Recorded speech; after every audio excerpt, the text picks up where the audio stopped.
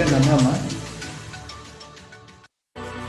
Oh, dibaca saja di mas ya. Dengan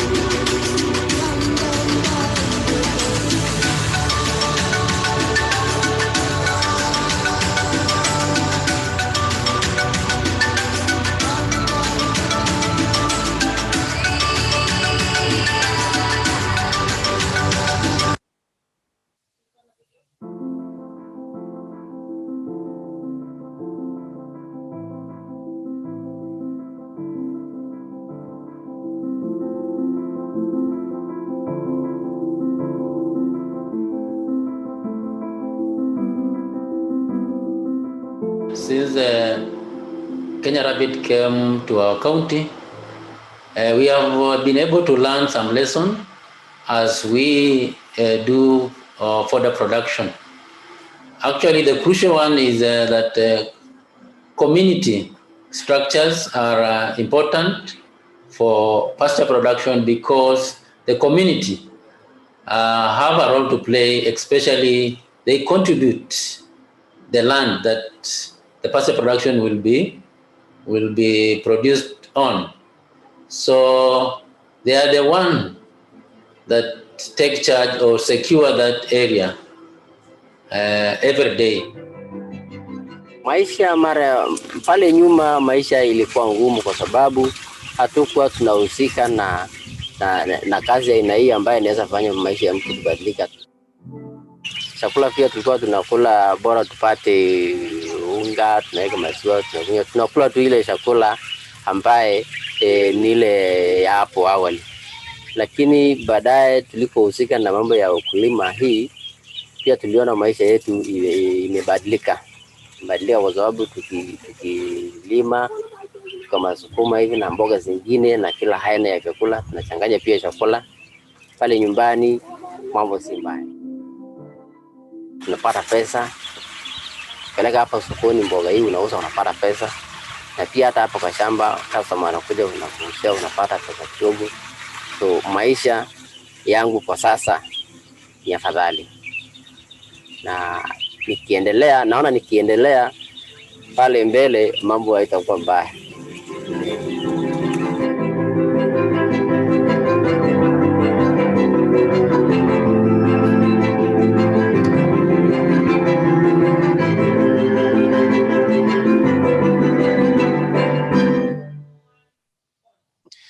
So good morning once again, and please feel most welcome to this learning event. This is the fourth learning event that we are holding for the counties. We have been to Isiolo, to Marsabit, to Wajir a couple of days ago, and we are happy to have this virtual event for Turkana County. Once again, we are very sorry we couldn't travel to Turkana because of, for obvious reasons, we don't want to make the situation there more complicated. And we have to take caution at all times. And so we've decided to have this as a virtual event. And hopefully we should be able to get equal value for time and the money in the investment that we're going to make in the process today. We have a 2-hour session. And we are looking forward to an engagement with our colleagues from the county government. We are also looking forward to get engagement with some of our community representatives who will be online. They'll be virtual, but I know that they have done some great jobs, and we're going to be to witness some of that here today. I just want to say, in terms of housekeeping, we have muted everyone on the call right now, but we will unmute at some point when we have the plenary discussion. The idea is just to help us to keep noises down and ensure that there's maximum concentration from everyone. So I hope you will bear with us for that. And during the 2-hour session, we will have 2 sessions. The first session will be the opening session, where we will also have the community dialogues at the tail end of it. And then later on, we will have an interesting panel discussion with some of our representatives from the county as well as from the community in the last part of the session today. So welcome once again, and we look forward to an engagement with everyone. On the call, as I have said, we have county government representatives, we have community representatives, we have implementing partners, we have USAID, we have SDC, we got private sector partners. We've got some of our county representatives from different counties as well. So it's quite a varied mix, and we hope that each and every constituency or audience will get some lessons from this. And to start us off, I want to begin, I think Moses, the chief officer, did he join? Yes. Okay, good. Moses, are you there? Can you hear me? Moses, chief officer? Moses Natome. Yes, Mr. Oyuga, I think I can hear you loud and clear. Great, thank you, and welcome. Thank you. Excellent. So Moses, Moses is a good friend of mine as well. So I knew he struggled to connect, but I'm glad he's back. So Moses, I want to hand over to you so that you can just take us through the first session, invite the key speakers for this first session, and then you will hand over back to us. So can I hand it over to you? This is your event, so you need to welcome us. Yes, thank you, Oyugi. I think probably my internet today is not as good as such, but I think I'll try to be on. Sure. I think I gather that we have, of course, we have my CEC, Chris Aletia. I also gather that we have one of our speakers today, who is Matt Hutcherson. I think he's the director for the Office of Economic Growth for USAID. We have Adan Abdikarim Daoud, Programs Officer for Food Security, Swiss Cooperation Office, Horn of Africa. And then, of course, we have representatives from Kenya Rapid and other partners who are on this platform this morning. Good morning. Hello. Good morning. We can hear you, Moses. Yes, I think, thank you so much again, Kenya Rapid, for convening this meeting. I think it is important that we take stock of the program success, or rather what we've been able to implement, especially in Turkana County for the last 5 years. I think maybe before we delve into the subject matter of today, I would like at this juncture to take this opportunity to introduce for members who are here, to be able to just introduce themselves and also confirm whether they are on board, because maybe it could be 3 of us who are around. And so I would like at this time now to invite the representative for USAID who is here to be able to say his name and of course his introductions. And then that will be followed by the program officer for food security, Swiss Cooperation. Of course, if there are other people who are on board, that I'm also seeing my colleague here, Dr. Natade from Agriculture and Pastoral Economy. I don't know whether we also have other Ministry of Health officials who are on board, but I think this is the time for us to make those introductions, and that would be the order of introductions before finally I hand over to the CEC. Welcome. So let us begin with the USAID representative. Please, Mr. Matt. Hello and good morning. Can you hear me? Yes, we can. Great. Very nice to be here with you this morning. Thank you so much for having us. I think this is going to be a great event, and really looking forward to the real meat of the discussion a little bit later in the overall agenda. So thank you, Mr. Thank you, Mr. Natome, Chief Officer for Ministry of Water, Environment, and Mineral Resources for Turkana County for the introduction. And my name's Matt Hutcherson. I'm the Director of Economic Growth and Integration for the USAID mission here in Kenya and East Africa. Want to also just recognize other folks for being here. We have some private sector partners, SDC partners, and other government officials. It's great to be here with you this morning, and again, really looking forward to the dialogue a little bit later. Thank you, Matt, and thank you for creating time to be with us this morning. Adan Abdikarim, are you online? Programs Officer for Food Security, Swiss Cooperation. Please make your introductions.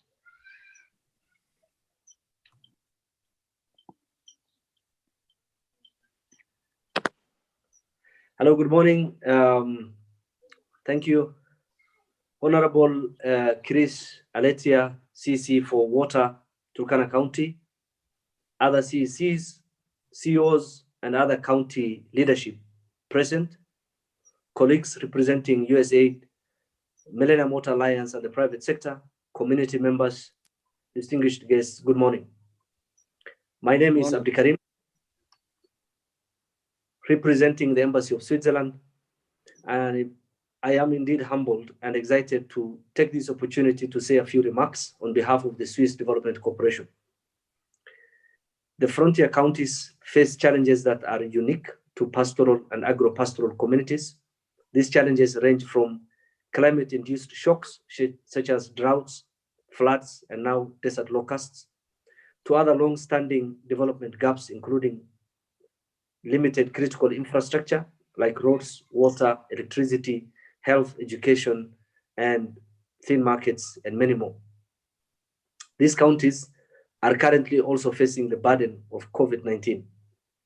However, with immense potential, including agriculture, and that is crop and livestock, these counties, now more than ever with devolution, stand a chance to explore opportunities of local and regional development that will contribute to a national growth. To achieve this goal, there is a need for stronger public, private, and community collaboration and partnerships. As development partners, our role is to support the incremental steps taken by counties to realize their priority development goals in a way that can work for the local context and that leaves no one behind. It is this realization that through Kenya Rapid, Switzerland, US Millennium Water Alliance, and the private sector, which include Acacia Water, Sweetsense, IBM, Davis and Shatcliffe, Maji Milele, KCB Foundation, Coca-Cola, and others, have made collaborative efforts to partner with 5 county governments, including Turkana, to support the efforts by the counties to improve service delivery to their people. Kenya Rapid's goal was to create resilient communities by strengthening and improving service delivery in the areas of water, sanitation, livestock, rangelands, nutrition, and agribusiness. The program leveraged on the capacities, technologies, and finances of the private sector to pilot and test innovative approaches. For example, in the water domain, the program through the private sector championed the use of prepaid water meters, borehole sensors, solarization of boreholes, operation and maintenance, and deployment of water treatment technologies in some counties. Counties have played a major role in creating the necessary frame conditions to test these innovations and equally contributed human and financial resources to deliver the objectives of the program in line with the county development plans. This program was by its design, county-owned, led, and managed with support from Millennium Water Alliance on the ground, such as, I think, in Turkana Catholic Relief Services, if I'm not wrong. We are happy to join the leadership of Turkana County and all the other stakeholders today to be part of this discussion in order to inform our future partnership. Switzerland supports the development priorities of the frontier counties as part of its Horn of Africa strategy, and we are proud to be associated with Kenya Rapid and all the partners involved, and we hope to continue supporting the gains made through this program thus far. Thank you, and God bless you.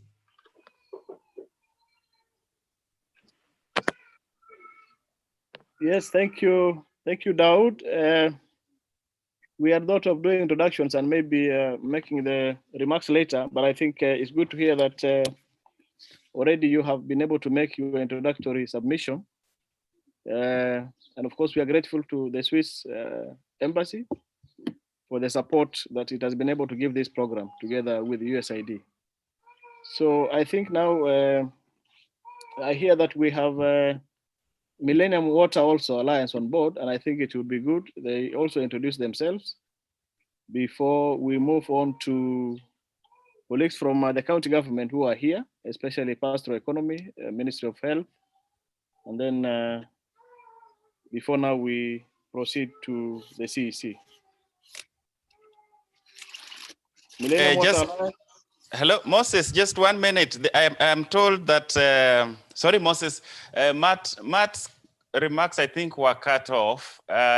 Could you give Matt the chance to complete his remarks? I think for some technical reason he wasn't able to complete. Okay. Please, Sorry for that. Matt. Please, Matt, you can come on board. Yes.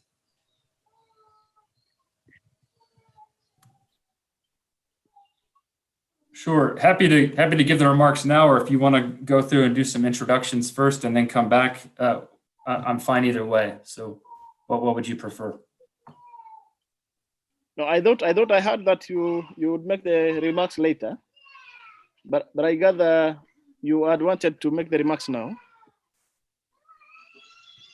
Sure, we can go ahead and do it now. Yeah.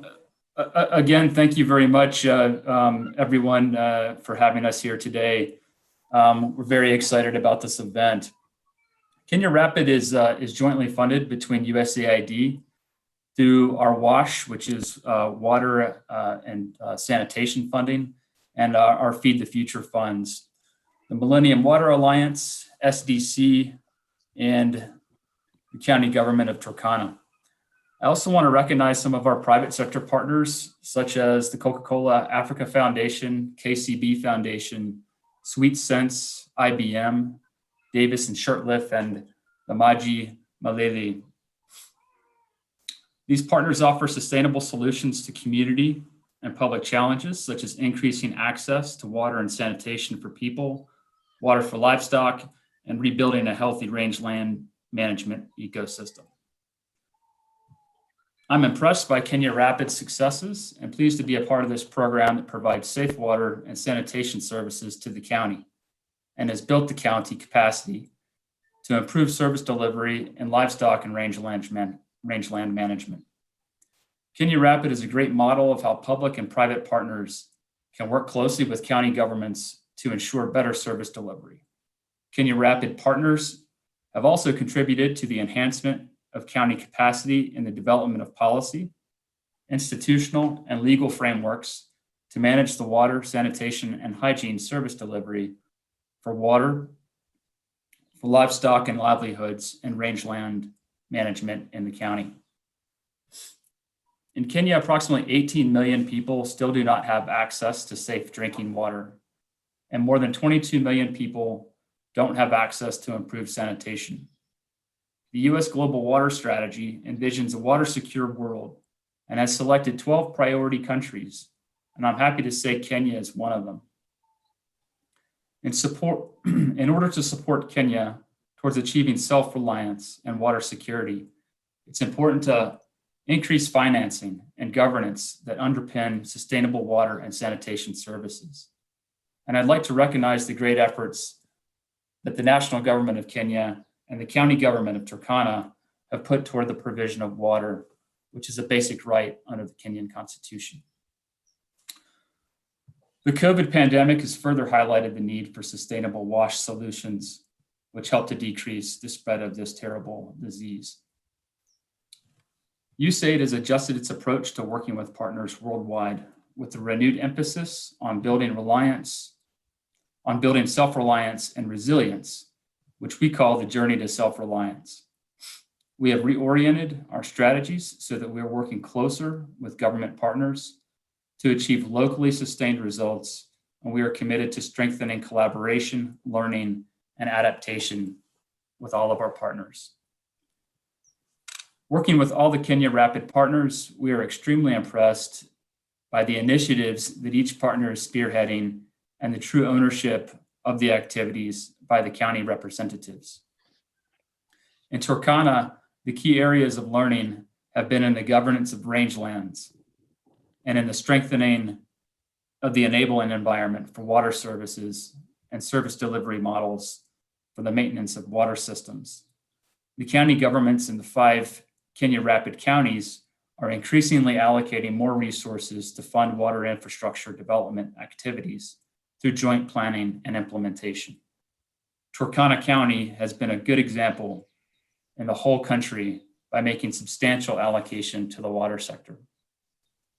Council of Governors and the Ministry of Water and Irrigation have embraced a framework for intergovernmental relations and coordination in the water sector, and the program has rolled out a complaints and feedback mechanism. These are strides in the right direction, and we are keen to build on these lessons. Kenya Rapid is part of USAID's larger resilience effort in northern Kenya that many of you know as PREG, which stands for the Partnership for Resilience and Economic Growth. We place great emphasis on layering, sequencing, and integrating both humanitarian and development assistance. This is aimed at enabling communities to be more resilient to shocks, such as the multiple shocks that we've seen recently, like the locust invasion, droughts, livestock diseases that Turkana and the larger northern Kenya region have been dealing with, in addition to the COVID-19 situation. USAID has ensured that we are making progress in strengthening partnerships through the county liaison teams designed to optimize county government USAID collaboration and PREG 2.0 approaches. So I would like to end at this point. I am proud to be associated with a program that demonstrates a strong partnership between the United States, the county government of Turkana, the Swiss government, the private sector, and the Kenyan people. As we engage in these learning discussions, I hope that we can all focus on sharing and learning from one another and with the commitment to collaborate as partners. We are keen to learn with all of you, to share knowledge, and to hear and listen to community voices across the county. The lessons learned today will not only lead to improving service delivery and wash outcomes, but will rebuild a healthy rangeland management ecosystem and deliver social benefits to youth, women, and the rural poor. Thanks again, and looking forward to the discussion. Thank you so much, Matt, for that informative introductory remark. And I think we stay grateful for the extension of support and partnership that we've been able to see USAID coming in strongly to be able to work with us to deliver water to communities in Turkana County, plus the other components for livelihoods. So thank you so much. I think let us continue. I understand that we have a Millennium Water Alliance also on board. I think it would be better if they are also able to introduce themselves or their representative. And then we move to pastoral economy. I can see Dr. Natade is online. Before now, I hand over to the CEC, who should be able to take us through the next bit on the discussion.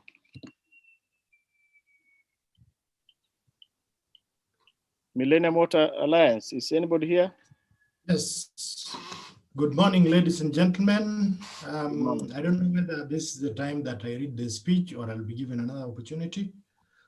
Here we are. You will actually be given another opportunity. Great. So my name is Kenneth Owuch. I'm the Deputy Chief of Party of the Kenya Rapid Program, Millennium Water Alliance. Thanks. Thank you so much. Dr. Natade.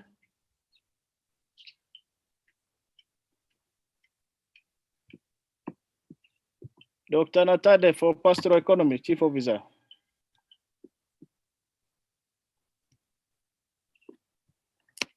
If Dr. Natade is, I don't know whether he's hearing us or not. Dr. Lolele, can you hear us?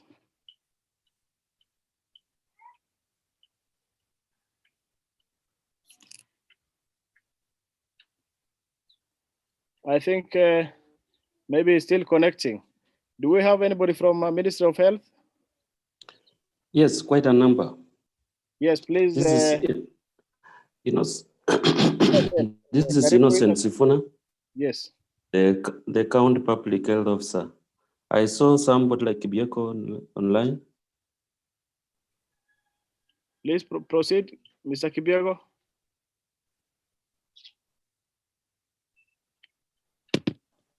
Okay, there is Lucas. Lucas is also was online. Lucas Etete.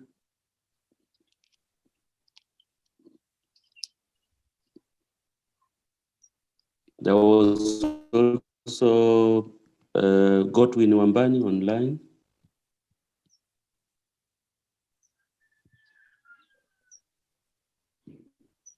I don't know why they are not responding, but Okay. proceed. Thank you. Maybe they will come. They will come. They will join us when the network is on. I think it is now my pleasure to introduce the CEC, Bokris Aletia, to be able to make his introduction and, of course, to open this forum for us to continue with the discussion. Welcome, Waziri. Thank you very much, Chief Officer. I hope I am audible enough. Am I? Yes. Yes, can hear you. Can hear you. Yes, we can hear you. Okay, thank you very much.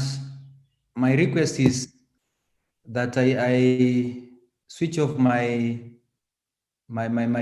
video because of the network challenges. We allow so that I continue with the rest of my deliberations.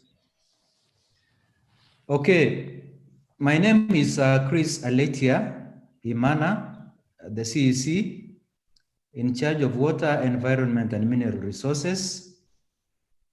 As you can see from my profile, I've also been a CEC in charge of agriculture, pastoral economy, and fisheries. And of course, our discussion on also sanitation component is now in the current ministry where I am. Allow me to recognize the presence of our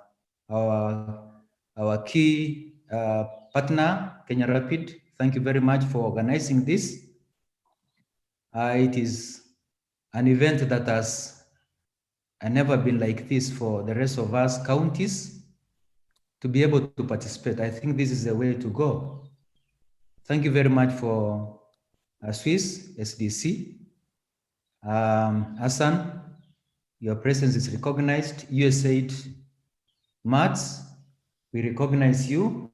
Millennium Water Alliance, thank you for being with us. Private sector. I'm also informed that there are also participants from other counties. Also seen one of our former colleagues here representing Samburu right now. I think that's Nicholas. We are also recognizing the presence of now our county governments, starting with our very able Chief Officer here, Natome Moses. We have Dr. Lolelia representing pastoral economy and fisheries. Agriculture, pastoral economy and fisheries being one of the components that is benefiting out of this.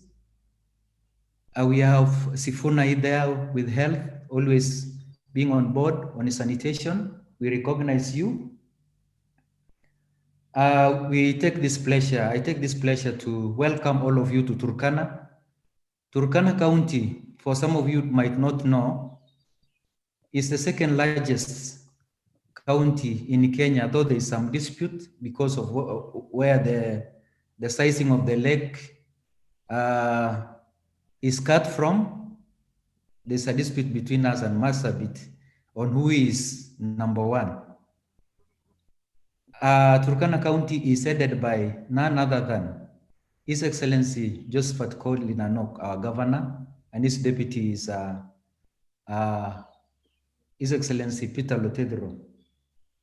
For us in the Ministry of Water, Environment and Mineral Resources, we would have had a pleasure to have our Excellency the Governor here, but he has sent his remarks, and also he knows that this meeting is going on, and he has his blessings for us to be able to continue, and a very good work that this partnership has continued is really highly recognized.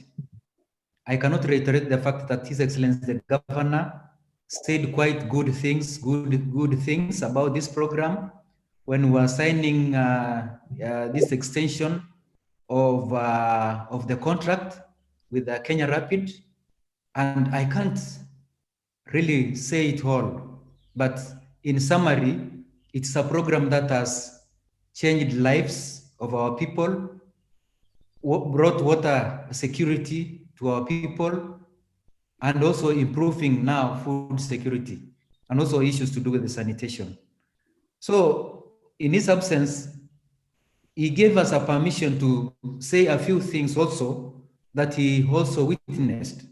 And of course, what our county has witnessed, that Kenya Rapid in the last 5 years, when this program was inceptualized in 2015, we have jointly planned and we have joint co-financed together the activities of this program.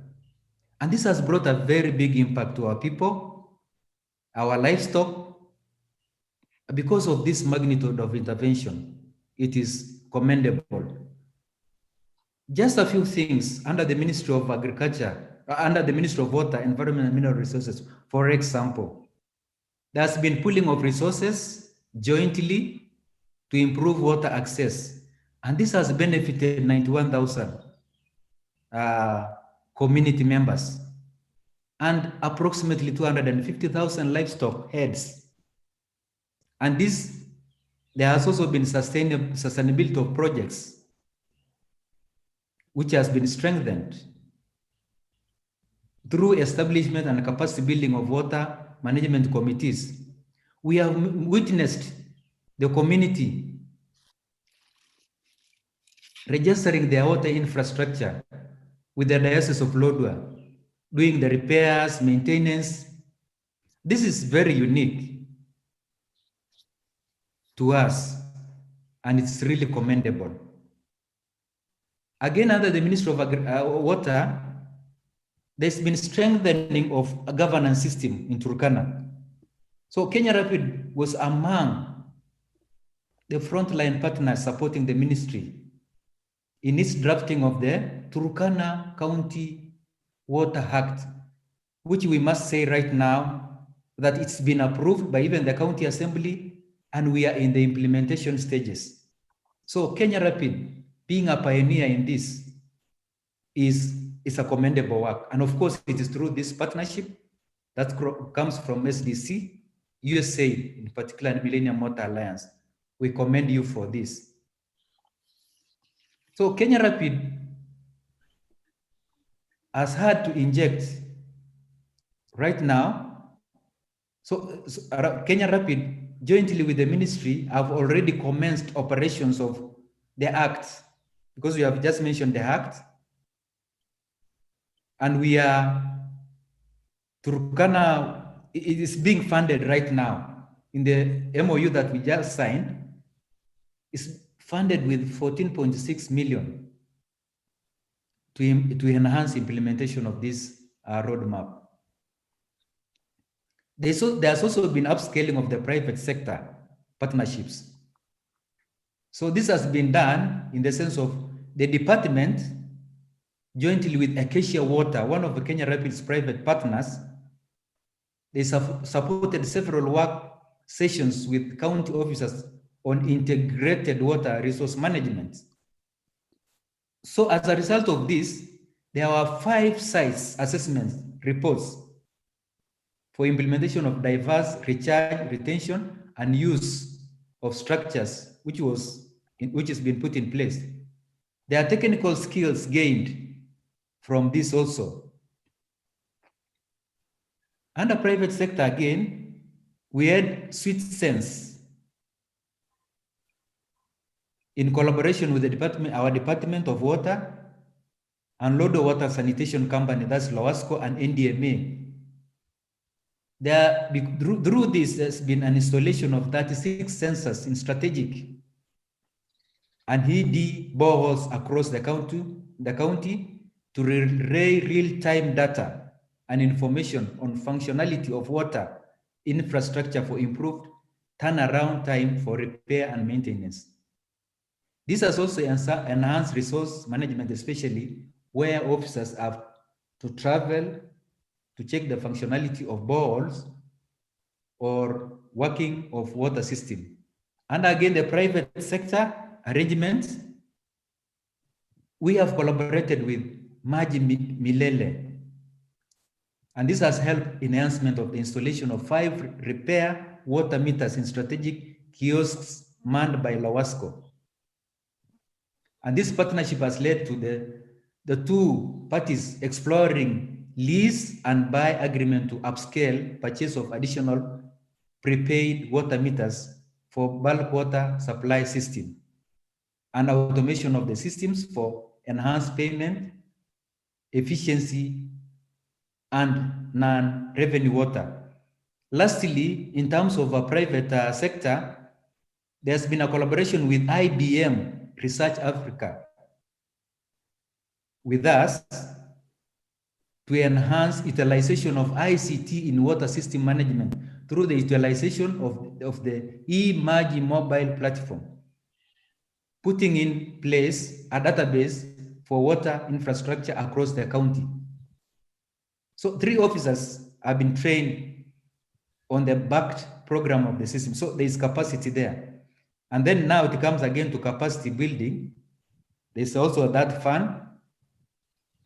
The capacity needs assessment supported by Kenya Rapid jointly with the Department of Human Resources led to the establishment of County Capacity Building Fund by the program, which strengthened co-financing with the Ministry of Water, Environment and Mineral Resources, and also the Ministry of Agriculture, Pastoral Economy and Fisheries, and also health. This is part of the capacity building component. Under the Ministry of Health and Sanitation, whose staff are here and they can bear me witness, the program has partnered with the Department of, Public Health and the Department of Nutrition in drafting of the Turkana Community Health Service Act 2018 and the County Nutrition Action Plan for 2019 and 2023. This has continued a continued partnership with the ministry in the this partnership has helped in the implementation of a number of components in public health and nutrition. And also the document that was the action plan for nutrition is guiding us as county. And then under health again, the program jointly with the Department of Health supported construction and rehabilitation of 98 improved institutional sanitation latrines, benefiting schools and health facilities. For example, in Lorengeluk, a mixed primary school, the Lodo County and Referral Hospital, Kaitiese, Kalokol, and Lurgum. You know, these have been beneficiaries for that. There's also been a joint support for behavior change, intervention through community-led total sanitation. And this has resulted to 33 open defecation-free communities with over 18,017 community members gaining access to basic sanitation services. So in addition, there's been household hygiene promotion by CHVs and distribution of point-of-use water treatment commodities like aqua tabs, chlorine, and this has mitigated spread of associated diseases. And again, in health also, there's been strengthening of household nutrition uptake. The program supported agri-nutrition professional training targeting CHEVs, CHEWs, and agricultural extension workers with a purpose of cascading the knowledge gained to households. Lastly, in the Ministry of Pastoral Economy, Agriculture, Pastoral Economy and Fisheries, especially the Department of Pastoral Economy and Fisheries, Kenya Rapid and the Department of Agriculture have supported over 20 smallholder farmers in establishment of demo farms, which have graduated, you know, most of our pastoralists to agro-pastoralists. And maybe in future there will be farmers in full. And this initiative has enabled over 13,457 individuals in enhancing the household food security and reached 665 children. Those are between 0 to 23 months. They have been reached with community level nutrition interventions.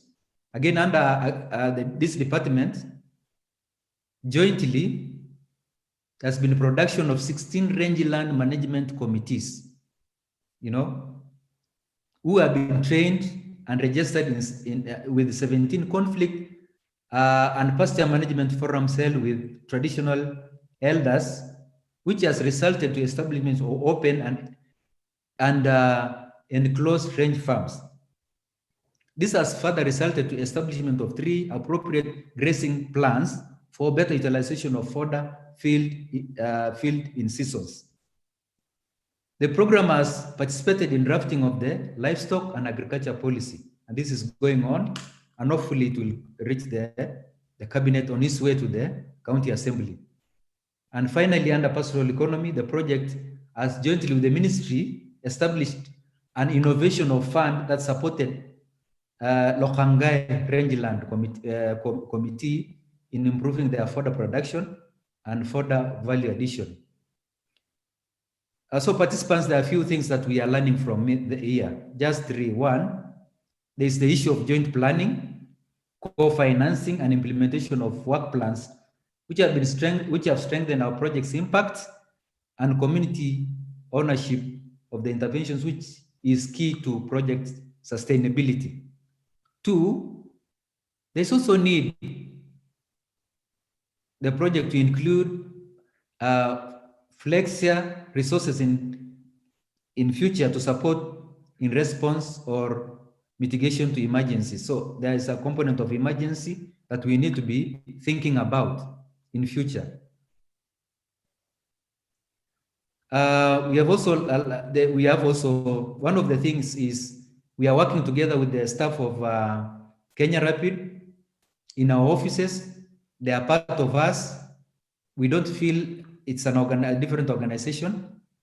They are dining with us and they are having meeting with us. So participants, we are very glad to have this program and continue partnering with Kenya Rapid. And obviously, we cannot underrate the assistance that we are getting from the Swiss Millennium Water Alliance and USAID in particular. So thank you very much. And the governor buys to this and very much conversant with what is going on and appreciates the work that is going on. Thank you very much.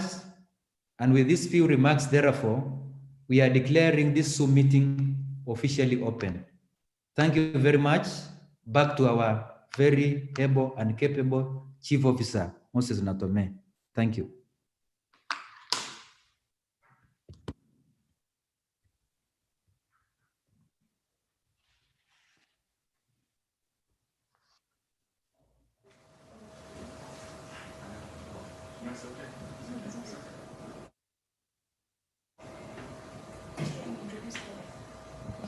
Okay.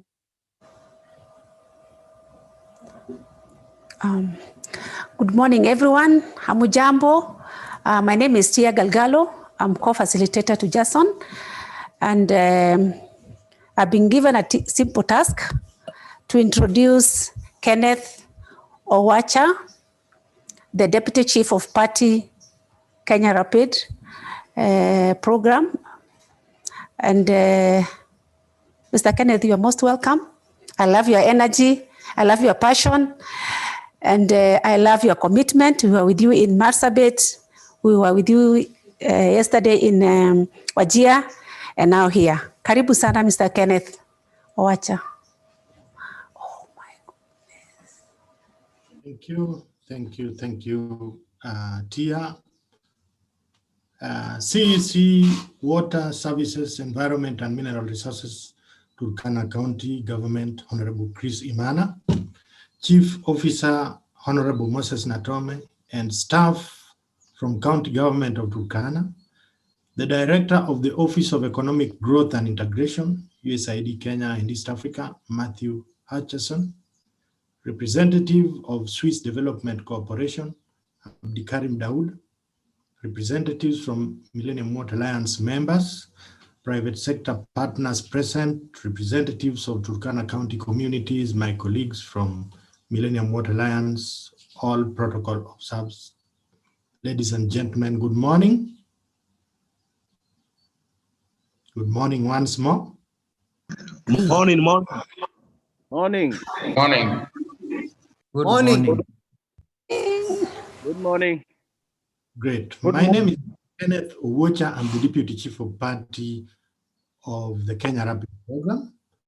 And so it's indeed my pleasure to participate in this important closeout virtual learning event for Turkana County, whose theme is Connect, Commit and Act, Building Resilience with Communities in the ASAL.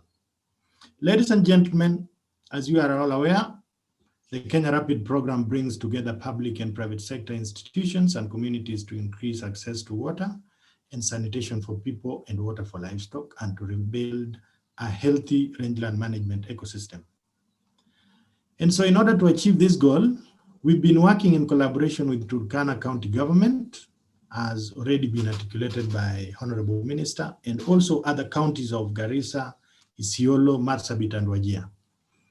And this partnership has indeed brought successes in broader areas of improved governance through trainings and capacity building initiatives for county staff, private sector-led solutions to service delivery improvements, and increased access to water for multiple use through rehabilitations and extensions of water services infrastructure.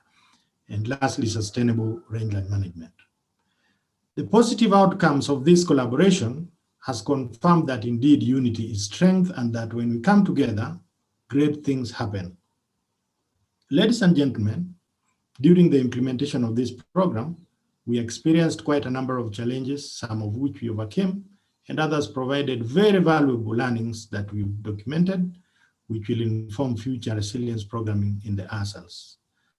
Some of the challenges that we encountered included desert locusts invasion that caused massive damages to crops and vegetation, including pasture, which eroded the gains in rangeland management initiatives that we facilitated to establish, hence serious threat to food security.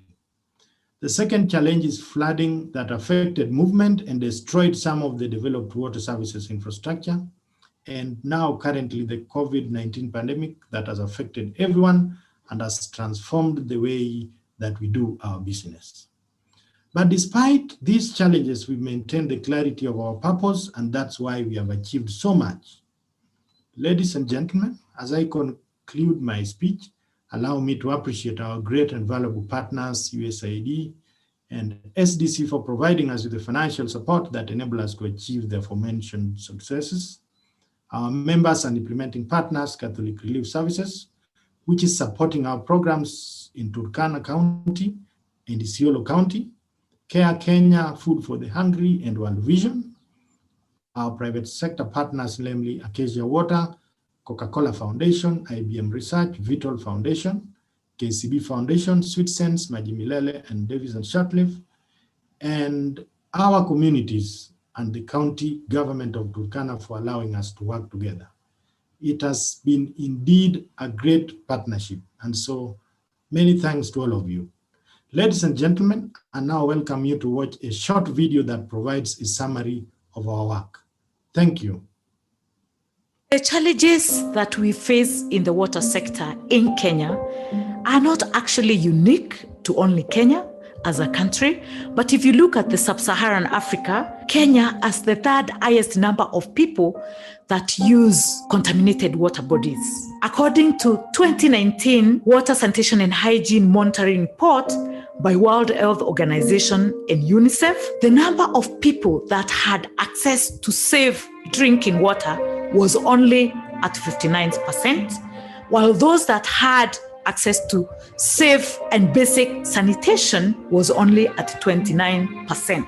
We know that globally, the wash-related diseases are among the leading causes of death for children under 5. Through the leadership of Millennium Water Alliance in Kenya, USAID, the Swiss Development Corporation, private sector partners like Coca-Cola, Vital Foundation, Davis and Shatcliffe, IBM Research, Sweet Sense, and Acacia Water, we are working together with Millennium Water Alliance members like CARE, Food for the Hungry, Catholic Relief Services, and World Vision in the northern part of Kenya, addressing the most basic access to water.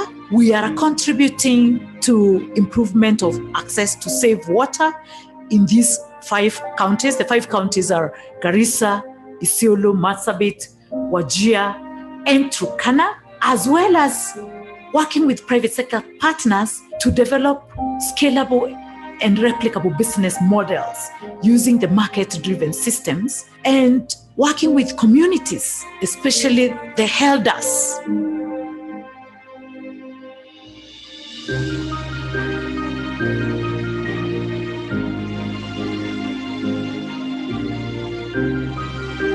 In Kenya, Millennium Water Alliance is leading a 5-year, $35.5 million program called Kenya Resilient Arid Lands Partnership for Integrated Development, coined Kenya Rapid, which is, according to USAID, a global development alliance, or in Kenya, what we call public-private partnerships, that brings the USAID, the Swiss Development Corporation, private sector partners, MWA members like CARE, Catholic Relief Services, World Vision, and Food for the Hungry, convenes under the leadership of Millennium Water Alliance in the arid lands counties in northern Kenya. The program actually combines the assets and the experiences of development actors and private and public institutions at county and national level by leveraging their capital and investments, innovations, and access to market to address the complex problems in the water, sanitation, and hygiene sector that actually culminates in inadequate water access and poor governance of natural resources in the arid and semi-arid lands. Now, throughout these 5 years, we have worked with these communities to build their capacities towards journey to self-reliance. And so far, we have reached over 460,000 people, actually having surpassed the target of 450,000 people. As we look towards the next steps for Kenya Rapid, we want to ensure that we scale up the private sector models that have worked. We use market systems and we build the capacity of the local governments at national level and the county level to be able to drive their own national agenda.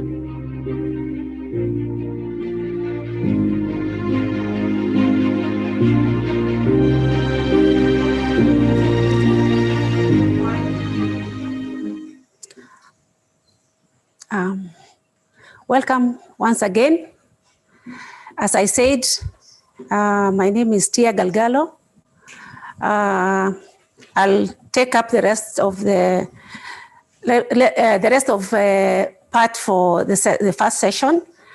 I'm going to handle the issue of community testimonies and experiences. And before I do that, let me appreciate all the speakers who've been with us from morning, and thank you for your commitment and for being present today. It's a very critical meeting for all of us, and thank you for attending this meeting. I would also want to thank the county government officials who've articulated the success stories and what have really worked and experiences they faced in different areas of the program. Thank you, and thank you, Your Excellency, the Governor of Turkana, for doing a great job. With these few remarks, we've lined up some community voices on the program, and we'll start with Angelica, Ekiru, James Logidi, Aripon, and James. So we have 5 community members who will be able to speak to us on or give testimonies on the program experience. And that's the best part of the program, because the community who are the beneficiaries and who have been part of the planning and partnership in this particular program will be able to tell us how they are feeling about the program, what went on well, what did not go on well. So I'll start with Angelica. Angelica, karibuni sana community members. Kwa hivyo tutawapatia nafasi muweze kuongea na sisi through his Zoom meeting. Najua kwamba si ya kawaida sana kwa communities, but tunawashukuru sana kwa kuwa na sisi siku ya leo. Kwa hivyo tungependa tu mukue mjifikiri muone kama mko kwa mkutano kawaida. Si ya kwamba ni kitu kingine geni sana, lakini kwa saa hii ningependa kupatia nafasi Angelica aweze kutuongeleshe, atueleze zaidi. Angelica, uko pale? Niko hapa. Habari zenu nyote. Kwa majina naitwa Angelica Wanjiko Kamanja. Mimi ni mfugaji wa kuku katika mji wa Turkana. Tuko kwa kikundi yetu, tuko wamama 12 ambao tulikutana na tukaelewana juu ya hali ya maisha kuwa gumu, tukakuwa tuweze kushikana sote, tuweze kutafuta njia ya kujisaidia. Tulikuja kwa pamoja na tukaanza kufunga kuku, lakini saa hiyo tulikuwa tunafunga kuku wachache, kuku 50 kwenda chini. Tukaendelea hivyo, tukakuja tukapatana na Kenya Rapid. Saa ile tulipatana na wao, mambo yetu mingi sana ilibadilika, juu waliweza kutuletea watu wa kutufunza, tukaelewa maneno mingi sana. Watu wa kwanza wale walituletea walikuwa watu wa ICAO, tukaelewa kuhusu kuku ni mnyama gani, wakatupatia mambo mingi ya vile tunastahili kuchunga kuku wetu, kuelewa kuku yetu, vile tunastahili kuchunga nyumba zetu. Wakatuletea watu wengine wa Minister of Livestock. Ilikuwa imefika muda ati kumewekwa ati lazima kuwe na barua ya kutransport kuku kutoka hapa mpaka Eldoret. Tulikuwa tumesema sasa hatuna barua, tafanya nini?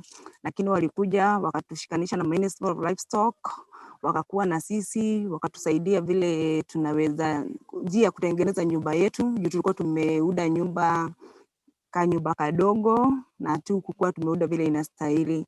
Lakini saa ile madaktari wa mifugo walikuja, walituonyesha njia vile tunastahili kutengeneza nyumba yetu, vile tunastahili kuweka vitu ya kukunywa maji na mambo kadhaa, na tukakuwa tukiendelea na wao vizuri. Alafu walikuja wakatuletea watu wengine wa bank cooperative, au watu walitufunza jinsi ya kusave pesa, kuomba loan kidogo. Waliweza kutupea loan kidogo plus savings yetu, tukaweza kuendelea na mradi wa kuku. Saa hii tulikutoka kuku 50, tunaweza weka kuku mpaka 1000.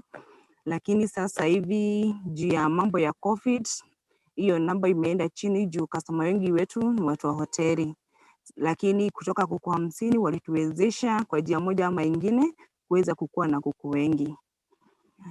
Na nashukuru kwao, na ningeomba kama mtarudi tena masomo, tunashukuru juu ya masomo, lakini kuna kitu kingine tungeweza kuomba juu ya vile biashara yetu imeenda chini juu ya mambo ya COVID. Vile walitufunza tuliweza kununua ardhi yetu juu pale tulikuwa tunakodesha. Sasa wakirudi tena wanaweza tusaidia tuweze kujenga nyumba zetu modern poultry farm, ile itawezesha wakulima wengine wako hapa wakuja wasome na wasipitie mashida mingi kama vile sisi tulikuwa tunapitia juu hatukuwa na pahali pa kwenda kusoma. Lakini kama tungekuwa na poultry farm hapa Turkana, tungeenda tusome hata kama ni farmer to farmer school, tungepata mashida mingi sana kama ile tulipata ndipo tupike fahari tuko. Kwa sasa hivi ni hayo tu, na mbarikiwe. Asante Angelica Kamanja, umetuelezea zaidi, tumefurahi. Shukran sana. Pengine tu ningependa kuuliza, kwa hii program mmefanya, naona mmefanya poetry, mmefanya table banking, mmenunua tent, mmenunua land. Kati hai yote ni gani ile unaona kwamba iko na impact kubwa zaidi kwa members ya Sisters Keepers Women Group? Tuelezee tu moja tu ile ilikuwa na impact kubwa kabisa. Ile imekuwa na impact kubwa ni mambo ya poultry keeping. Juu zaidi walikuja watu wa mifugo na soko walituambia tuache tu kufocus na broiler, tujaribu mpaka layers. Na sasa tuliweka hizo zote mbili, tumekuwa mayai ni rahisi kuuza. Kwa hivyo tumekuwa tukipata faida, na hata sasa juu broiler zinunuli, mayai tunauza hata kama sio kama ile last year vile kama COVID haijakuja. Kwa hivyo mimi naweza sema mambo ya poultry imekuwa kwa faida sana kwa sisi wanachama. Ni program gani yenye haikuwa na impact kubwa lakini bado mnafanya na mungependa kuimprove vizuri zaidi? Ile program haikuwa na manufaa mengi kwetu, ni program ya tent. Juu tulisave pesa kwa muda mrefu, tukanunua tent, alafu sasa tulinunua tent after 2 months COVID ikakuja, wakaban mambo ya gathering na meeting. So hiyo pesa yetu imelala, kuna kazi imefanya. Asante sana Angelica. Kama kutakuwa na maswali yoyote kwa wale wako kwa mkutano, tutarudi kwako. Asante sana kwa kuweza kutuelezea kwa naga ubaga. Kweli kabisa mumefaidika na tumeona evidence ile mambo mmefanya. Shukran. Back to the rest of the other participants. Angelica Kamanja is the chair of the Sisters Keeper Group. Articulated the benefits, success stories of our group, and they've been doing 4 programs. One is on poultry rearing, which they did value addition, and they were able to be linked to cooperative bank for them to be able to get loans, and they've been able to benefit each of the community. I mean, each of the members have been able to benefit from the cooperative bank loan of 350 for self-improvement. She's also talked about table banking, which they've been doing. They've received a lot of training from the technical people from the county and also partners on the ground, and they've been able to buy. In fact, most of the things that the profit that they've received, they've been able to buy tent for hire. They've bought a plot where they want to build poultry farm for demonstration of also for communities and also for their own interest. Of course, they've been using hired area for poultry keeping, which is quite expensive. They've been paying rent, which they find difficult, especially during this difficult time of COVID. So if you have any question, maybe we'll come back to the issue of question and answer. And if you have anything to add to what Angelica said, now we move to the next community resource person. And the next community resource person is Ekiru. Ekiru is a farmer in Agis. And we want to hear his voice, success stories, just like the way Angelica did.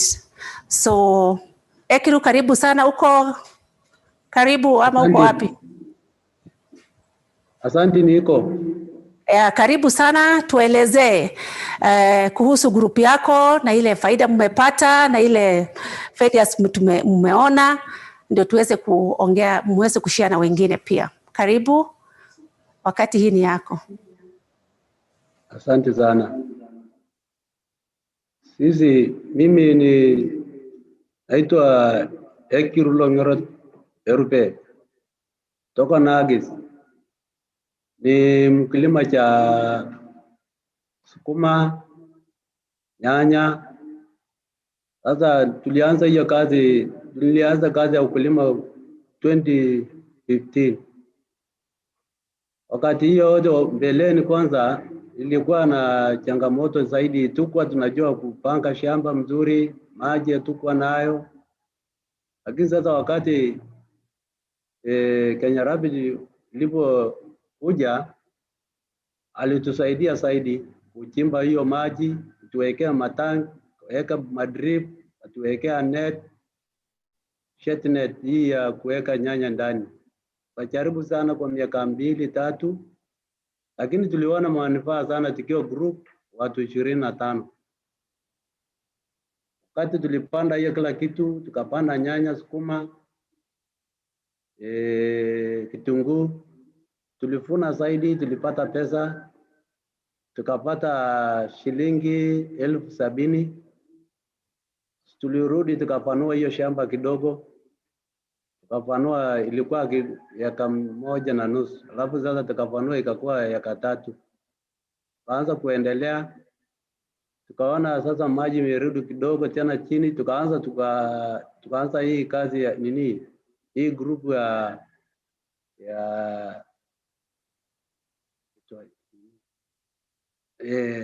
teba bangi ya mama hii kuchukua loan na kurudisha.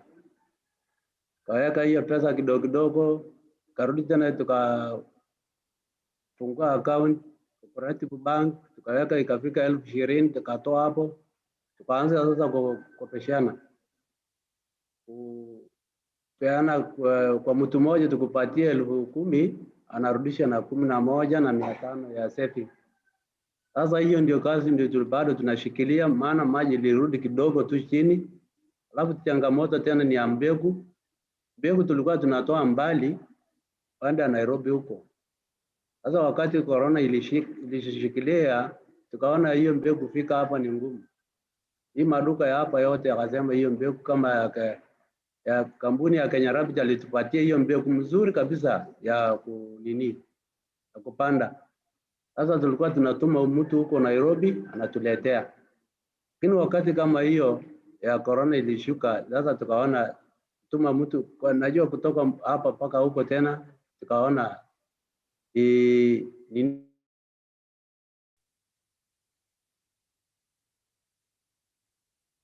bado huko ama Ekru hatukusikii?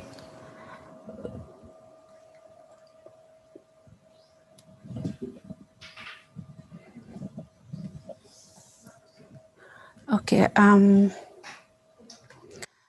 maybe as we wait for Ekuru to be back on air,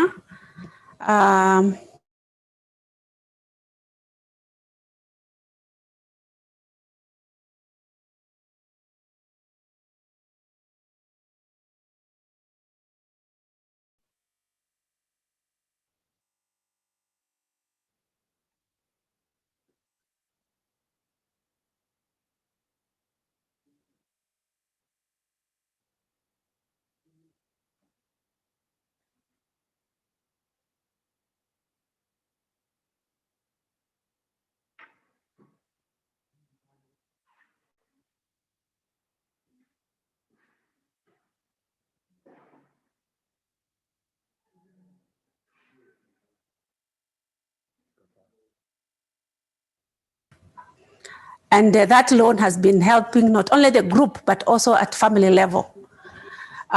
You've also talked of one issue that they found very difficult is about the seedlings. They've been provided by Kenya Rapid program, high yield seedlings, and that is only available in Nairobi. So they've been using their resources to send somebody to Nairobi to come and buy the high yield seedlings. And that was a bit of a challenge, especially during the COVID period, because many of the people are really fearing to come. Many of the shops were not operating, and that has been a bit of a big challenge. So I think without wasting a lot of time, when he comes back on board, I think we can give him to finish. But meantime, we can have the next community resource person, and that is James Logidi. James is the chair of Lakengere Rangeland Management Committee. So James, karibu sana. Uko karibu ama uko tayari? Uko tayari. Yeah, James, karibu tuelezee mambo ya Rangeland Management na ile. So karibu sana James. Yanze. Kwa majina ni James Lombila Komari. Nimetoka Rangeland ya Lokongai. Na kitu ya kwanza mimi nashukuru kampuni ya Kenya Rapid. Kenya Rapid sio kampuni. Sasa Kenya Rapid alitufikia mafunzo huko ya kujua kufunga uwanja, alafu tunaweka nyasi ndani, tunaweka nyasi ndani, kwa sababu mara ya kwanza sisi tulikuwa tunapata changamoto ya kupigana na toposa huko kwa sababu ya nyasi. Tunashukuru Kenya Rapid kwa kutuletea hiyo mafunzo. Kisha baadaye hapo akatufungia na skenge, akaleta mbegu tukalima. Sasa vile tulilima tukaomba tena tukaomba store, alituletea hiyo store. Kwa sasa tunakata nyasi tunaweka kwa store. Sasa baada ya hapo tunafungua tena group, isipokuwa haijaendelea sana vile Ekiru alikuwa anaongea sahi, kwa sababu mimi wakati nilitolewa chairman niliweza kupata ajali ya gari, so ili delay kidogo. Alafu sasa wakati nilipona kidogo nikakuja nikaendeleza group yangu, nikafungua naitwa Lokanga Rangeland Management Group. Sasa hii watu wanaendelea huko kufuna hiyo nyasi, wanaweka kwa store. Alafu pia mimi naambianga hao wachange pesa kidogo tuweke kwa account ya group. Alafu sasa tunasanya, wakati sasa tutauza mbegu ya hiyo ya hiyo nyasi, tunaweka hiyo pesa kwa account. Baadaye tunatoa, alafu tunaloniana vile Ekiru alikuwa anaongea, ili maisha yaendelee mbele. Sasa tunashukuru hiyo kampuni ya Kenya Rapid. Kwa hivyo tunaona kama tutaendelea mbele. Mambo yangu ni hayo tu.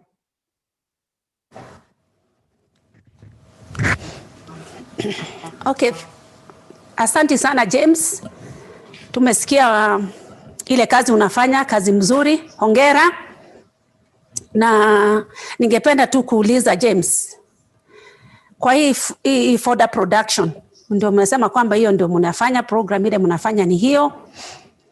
Tuelezee kama hii project iko na impact kubwa zaidi, na ile challenges yenu moja ama ile kitu imewatatiza kidogo mkifanya project ni gani? Kwa hivyo tuelezee impact moja yenye tunaweza share na county zingine, ndio wale wanafanya committee ya Rangeland Management committee kwa maybe Isiolo, sema Wajir, Marsabit, Garissa wanaweza kuiga. Tuelezee moja, ile kitu moja umeona ni mzuri kabisa.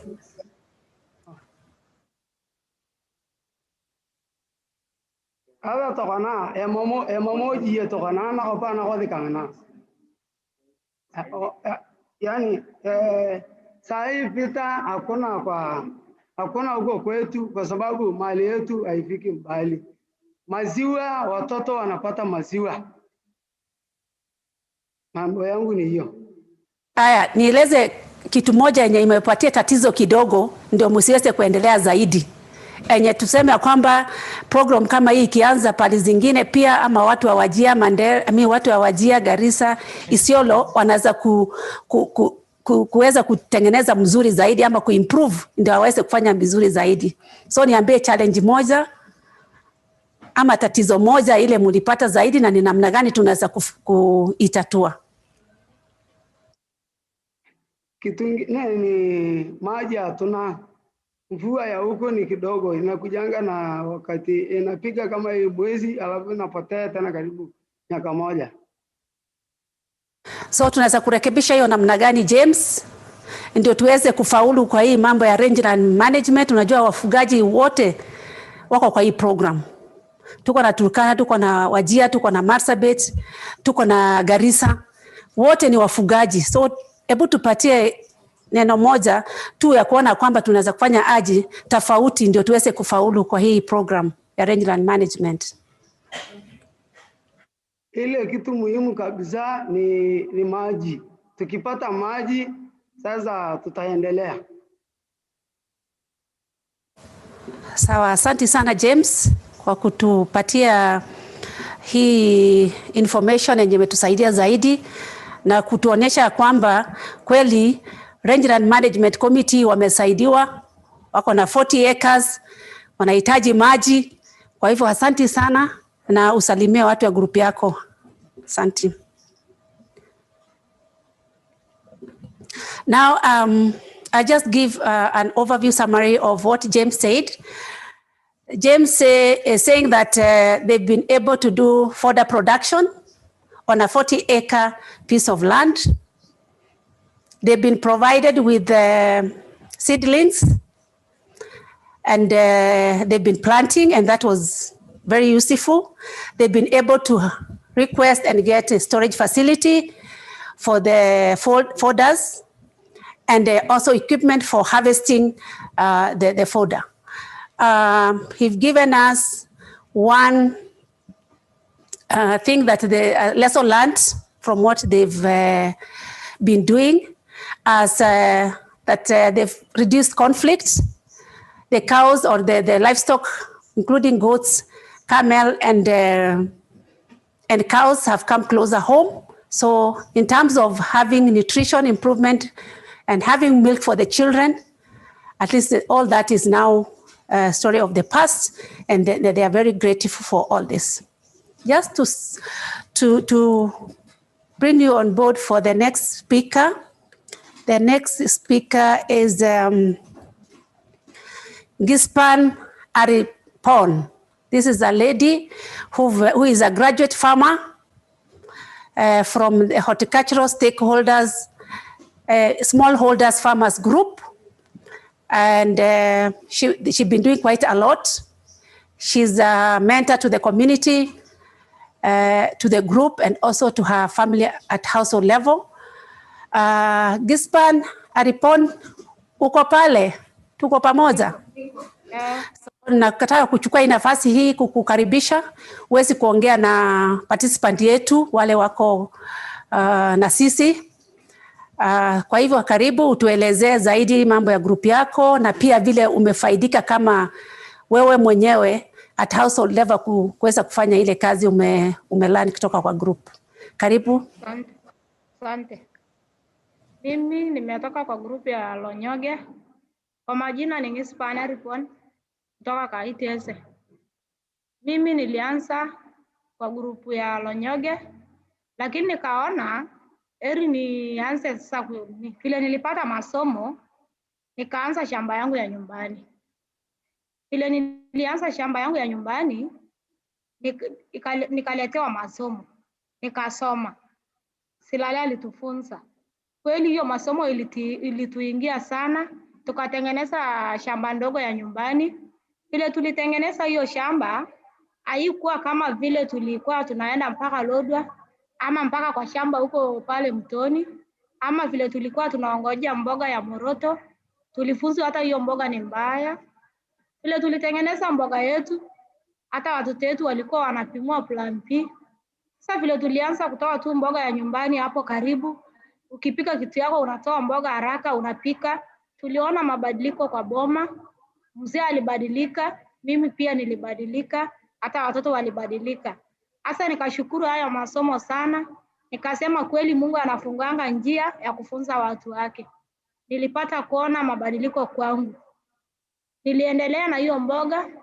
Hata rafiki akiingia usiku, unaingia kwa hiyo shamba haraka, unatoa, unapikia haraka. Sio kama vile mtu akikuja usiku, unaanza kuambia nikupikia na ngaria ama utalala hivyo mpaka asubuhi. Niliona hiyo kweli imenisaidia. Kweli Kenya Rapid ilifanya kazi mzuri, tukapata kubadilika. Sisi tena hatukondi, tumenona, tumeonekana kama watu wazuri, tumefaa mzuri, tumebadilika. Ni hayo tu, asante, Mungu awabariki. Thank you, Aripon. Asante sana kwa kutuelezea vile kwako nyumbani imebadilika, maisha imebadilika, vile umeweza kukaribisha hata wageni wako bila kuwa na wasiwasi hata akifika usiku saa ngapi. Asante sana hata kupata nafasi kuwa na sisi. As I line up our next speaker, Aripon, who is also a member of Lonyange group, said that she started from the group and she got a lot of skills and very useful training that transformed her life. And that she started having, she prepared and had chicken garden where she'd been having vegetables and food. And that has reduced the distance to market. They used to go very far during market days to go and buy vegetables. And that has been reduced, and she can now use that time to be on her garden. She said that also that children, her husband, have changed their attitude towards the issue of farming, agro business, and that it's possible to do agro business at household level. And she's very empowered, she's very happy, and that her health and the health of her family have really changed. And they are all dressing better, their body look better in terms of health, and that they've not had any problem. And she wants to thank Kenya Rapid for transforming the life of the community and also the life of family at household level. Please keep your questions and comments so that when you are done, then you'll be able to ask. The last community resource person is Peter Ekutan. Peter Ekutan is the chair and also the lead farmer for the Lonyange Horticultural Stakeholders Farmers Group. And he's been doing a lot. He's the pioneer. He's a mentor. Let's hear his voice. Mr. Peter Ekutan, uko tayari? Uko tayari. Karibu sana kuwe pamoja na sisi. Kwa hii forum tuko na wafadhili, tuko na partners, tuko na county government, tuko na watu kutoka county zingine wanakusikiliza. So ningependa tu kupatia nafasi hii ndio utuelezee kwa ufupi group inafanya nini, mmepata faida gani, ni challenges gani mmepata. Karibu. Kwa majina ni hayo Peter Ekutan kutoka katika group ya Lonyange Horticulture Self Help Group. Mimi ni mkulima.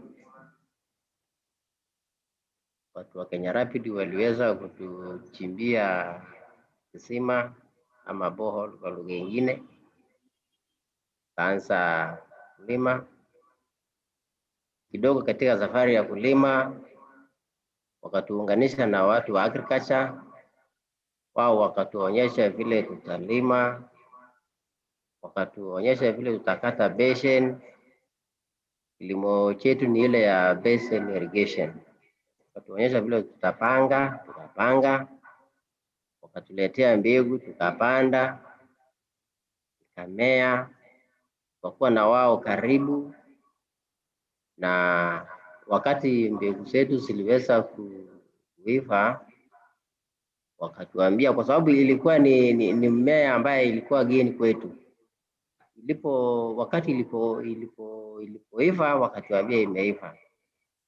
Wao watu wa agriculture wakiwa pamoja na Kenya Rapid wakaweza kutuunganisha pia na customers, wakatafutia soko Lodwar.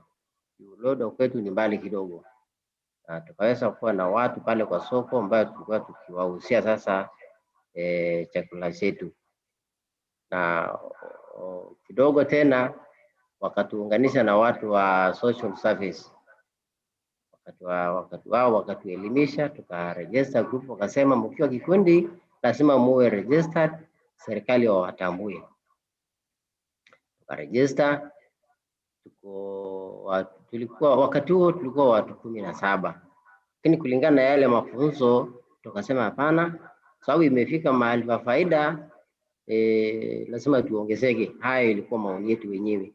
Tukaongezeka tukakuwa watu 30, na katika hiyo safari Kenya Rapid walikuwa karibu na sisi wakitupatia mafunzo, training.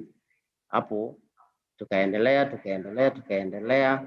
kawa na pesa pale kwa account ambaye tulikuwa tunapata kwa ile kwa shamba, na pia kulingana na yale mafunzo ambayo tulipewa, kawa kila mwisho wa mwezi kuna pesa kidogo tunatoa pale kwa shamba, na pia ile tunatoa kama savings zetu, tunaweka pamoja, tukawa na timu bank, kwa sababu wakati mwingine shamba huwa hatupati pale na kupitia changamoto kama vile mmea kuangamizwa na wadudu, so ikawa tupate pale kitu, tukawa tunajitegemea pia kwa upande wa kufanya tibo banking. Walipotuchimbia katika ile kupata maji, wao walituwekea vitu kadhaa pale kwa shamba. Waliweka solar, waliweka tank, wakaweka pipe, na ikawa sasa maji shamba inapata maji kwa ile njia ambayo inafaa, haikuwa inamwaga tu hivyo.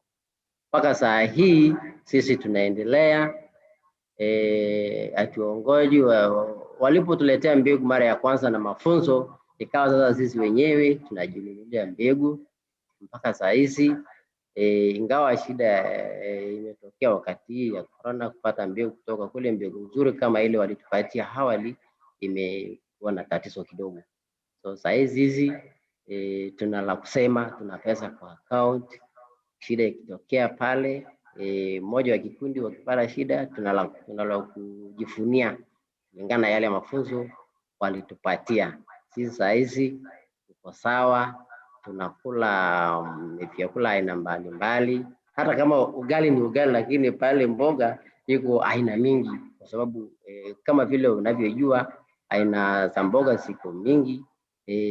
Pia pale kwa shamba sisi tuko hivyo, na walitufunza mambo mengi ambaye kama ingekuwa tu na muda ningeeleza yayo. Asante sana Mr. Peter Ekutan kwa kutupatia issues ya group yenu.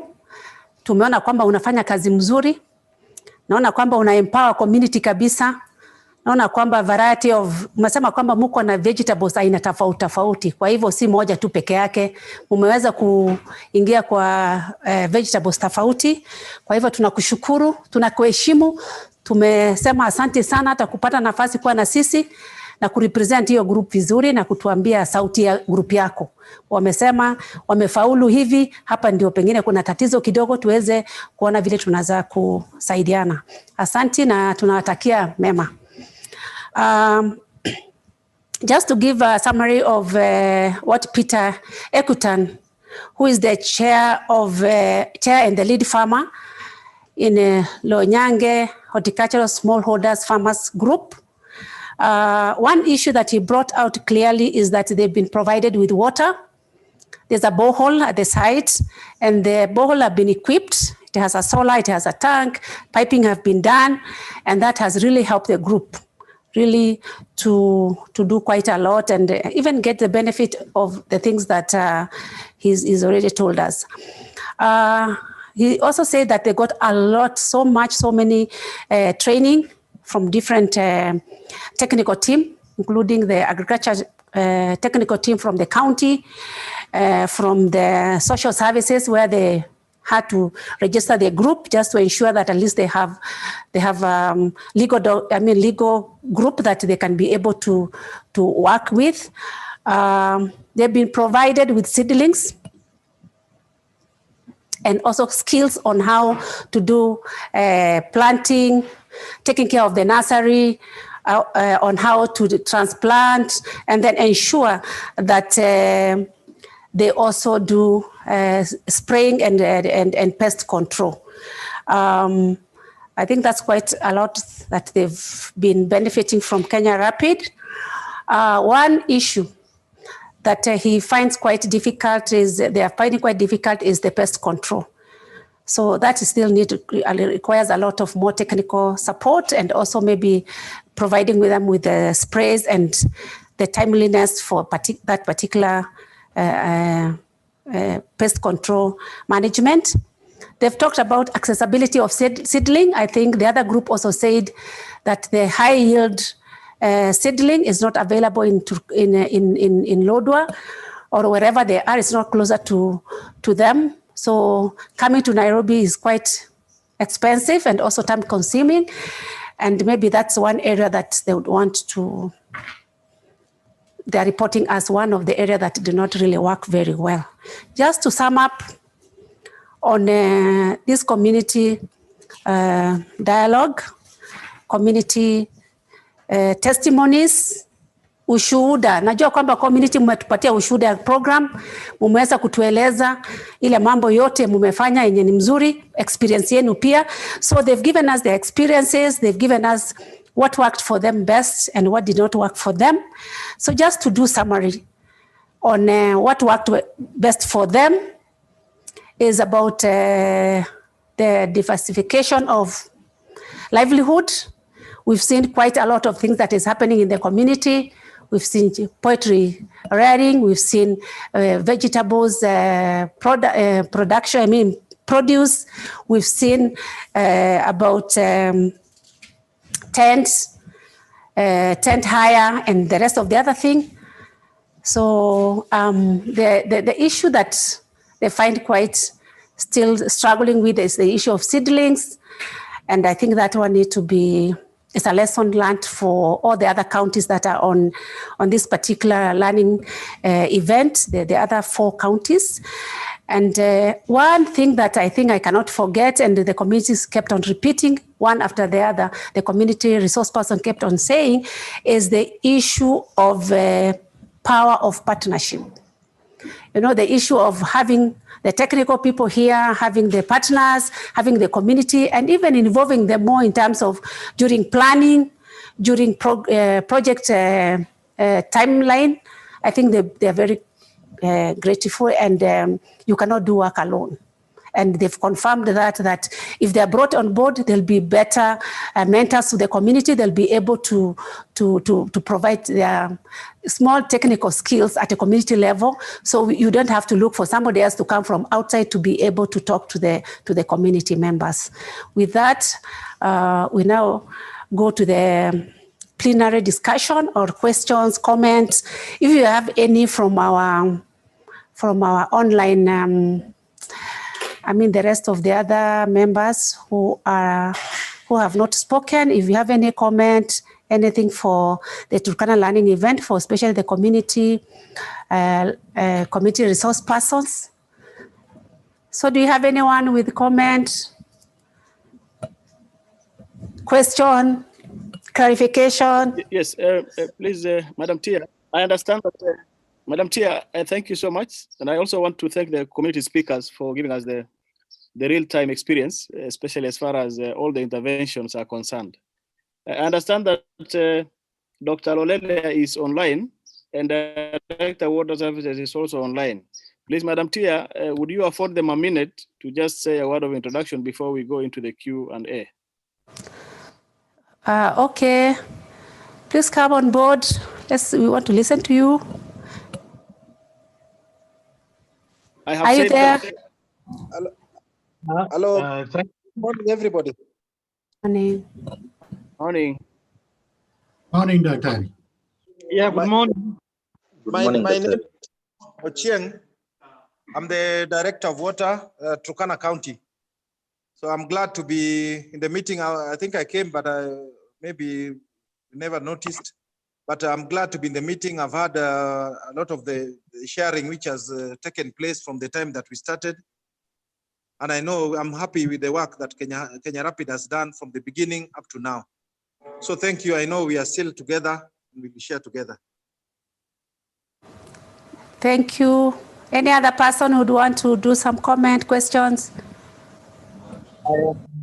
Dr. Jacob Lolelia, the current County Chief Officer, Agriculture and Land Reclamation under the Ministry of Agriculture, Pastoral Economy and Fisheries. I'm glad to join this very important learning,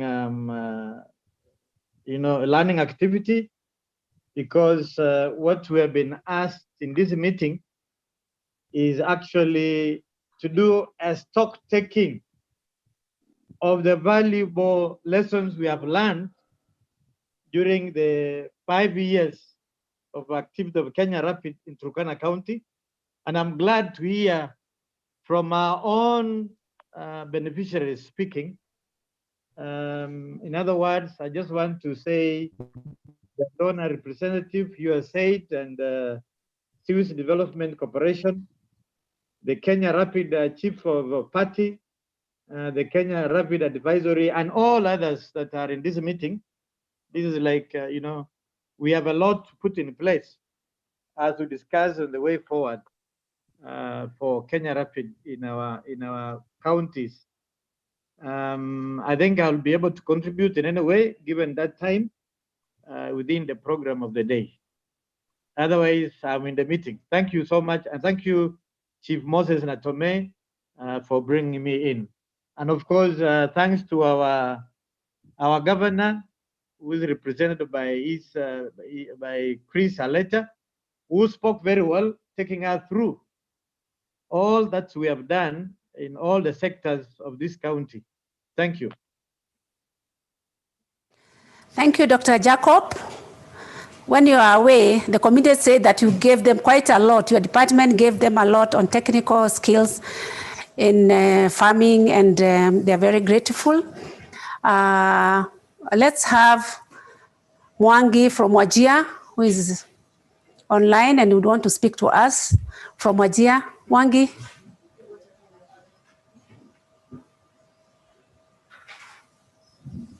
Are you there? Mwangi, are you there?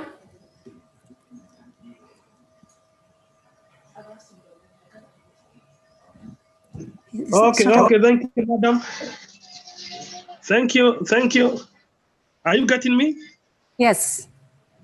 Okay, thank you so much. I want to take this opportunity to thank Kenya Rapid for the support they have given to us as Wajir.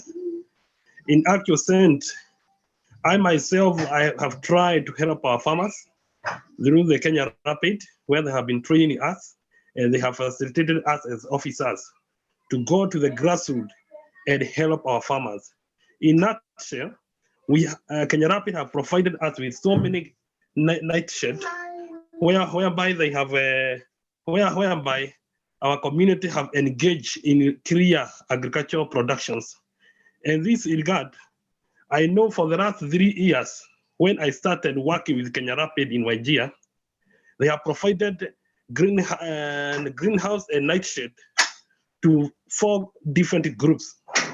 And this group, they have really produced their own food, and they have really improved their nutrition value to their young kids, the pregnant mothers. They have really appreciated because they are getting nutritive value in their food. And secondly, they are getting food at their doorsteps because these greenhouses and shade nets, they are producing around their home, whereby the Kenya Rapid have really drills and empowered solar powered generators where they are getting water to do their irrigation. The other things is that these farmers, they are really trained in value additions, especially some areas in the northern part of Wajir. There are some farmers who have started even making their own jams from the tomato they are getting from their farms, whereby they are still trying to get market from Wajir town and other small towns around their area of jurisdictions. So I can say Kenya Rapid, actually, they have really helped these people. In fact, they are appreciating and they are competing among themselves.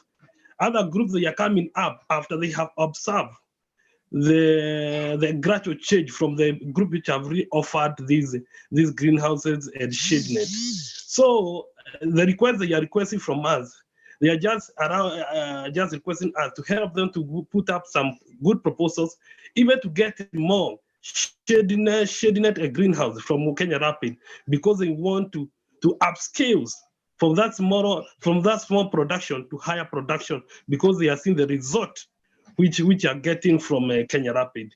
The other things in pastoral sphere, we have seen that some farmers, they have started producing their own pastures management. They have set aside some areas whereby they have started making their own pastures production for their livestock. In nutshell, I can say that these pastures, they have really triggered high production of milk and also even the meat. And in this area actually, I can say, madam, we have seen that this milk, they have gone to another level whereby they have started their own self-help group, whereby they are bringing together all those milk, and they are turning to go and check for market from a certain area. So I could like to say that if we can continue, maybe when you are changing to another level, we can help these people even to start their own comparative, whereby they can bring milk together and go to check for a market, even to Nairobi and other areas. So in nutshell, I can say that the Kenya Rapid have really helped our people, and we hope that if we can encourage for more upscaling of what we are doing in agriculture, in crop production, and in animal production, I hope that things will change, and people, they start, the many people will start growing from one glory to another. And as I'm concluding, I can say that from these people who are practice crop production, because they are getting high nutritive value from their crops, even school enrollment have really increased, because these people, they are getting food at the household levels. They are not moving from one area to another to look for pastures. They are just living at the household, whereby they manage even to get school enrollment and the others health facility. So I can see that the Kenya Rapid have really changed these people, and we hope that maybe for the next program, we hope we are going to see more and more. So my dear sister, I hope I can end at this level. Thank you. Thank you, Mwangi. Thank you. We've been in Wajir, and the communities have shown the evidence-based results, and you are just confirming exactly what we saw there. And thank you for reminding us that school enrollment have increased. Thank you for saying that there's a reduction in waterborne diseases, and that is the facts about the program. I can see Dr. Jacob. You want to say something? Innocent, please come on board. Innocent. Okay. Thank you. First of all, I want to give apologies for the director who was not able to join due to some reasons. But okay, mine was coming on and off. So I don't know if somebody shared, especially from the community on CLTS, how it has impacted on the people. But what I would like to say is that it was not easy, but at least Turkana County is now on the map and it's on course.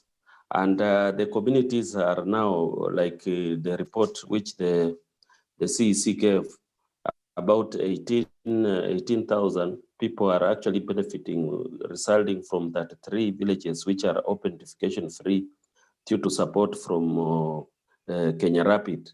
What I would say is that this benefit might easily be short-lived because of probably issues about resilience and so on, especially there are challenges about floods and so on. But we thank Kenya Rapid because it had come up with a program on sanitation marketing, which actually tries to improve on those facilities so that they are permanent in nature. And we believe that we are going to take this forward so that it affects, like across the county, we are having now 347 villages which are open defecation free. And this did not just come about initially we had challenges like we didn't have certifiers in the county. UNICEF trained some, and Kenya Rapid also had to train some, like 6 of them. And this has helped us to move on, because we started with one village, we went to another one in another quarter, then 5, and now we are able to do even like 71 in a quarter or something like that. So what I would like to say is that going forward, we need to come up with again supports in such a way that now we move up the sanitation ladder, we impact the sanitation marketing in more villages, and then we support those activities like we did actually in water, actually the policies and regulations, so that now we safeguard or we bring on board the enabling environment. This has really greatly helped, because you find that sanitation-related illnesses, especially in the areas which have become open defecation free, actually they have gone down. And I'm sure if the communities were also given an opportunity, they would still amplify the same. So I know you are a perennial, especially in supporting in that area. We believe that we are going to continue, and we really appreciate the support, which was always timely and which you always supported as you are asked to give the support. Thank you so much. Thank you, Dr. Jacob, for that additional information, and we are very grateful. Oh, that was innocent. Yes. Oh, okay. Sorry, I'm not able to see something here. Okay, as we come to the end of our session, the first session, I would wrap off by saying that from the community voices, the issue of partnership is important, is powerful, and that should be done in almost all programs, because it's bottom up. Before you wrap up. Okay. Sorry, Karim. Yes, Moses. Yes, thank you. So I don't know whether you can be able to hear me. Yes, very clearly. Yes, I understand that you want to wrap up this session, but before you wrap it up, I also had a few observations that I've made with regard to the speakers. And of course, realize that most of what is happening is actually because of the program's intent to ensure that there is water for most of these communities to be able to undertake their work, not just for domestic consumption, but even for the farms. Yes. And I think I'm glad to hear that we are working with the Diocese of Lodwar, especially where we've been able to form the committees.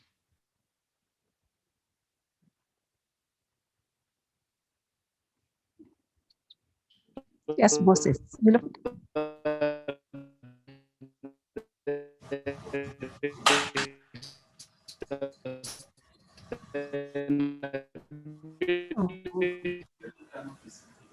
Of most of these systems. Actually, that has been one of the challenges. Hello?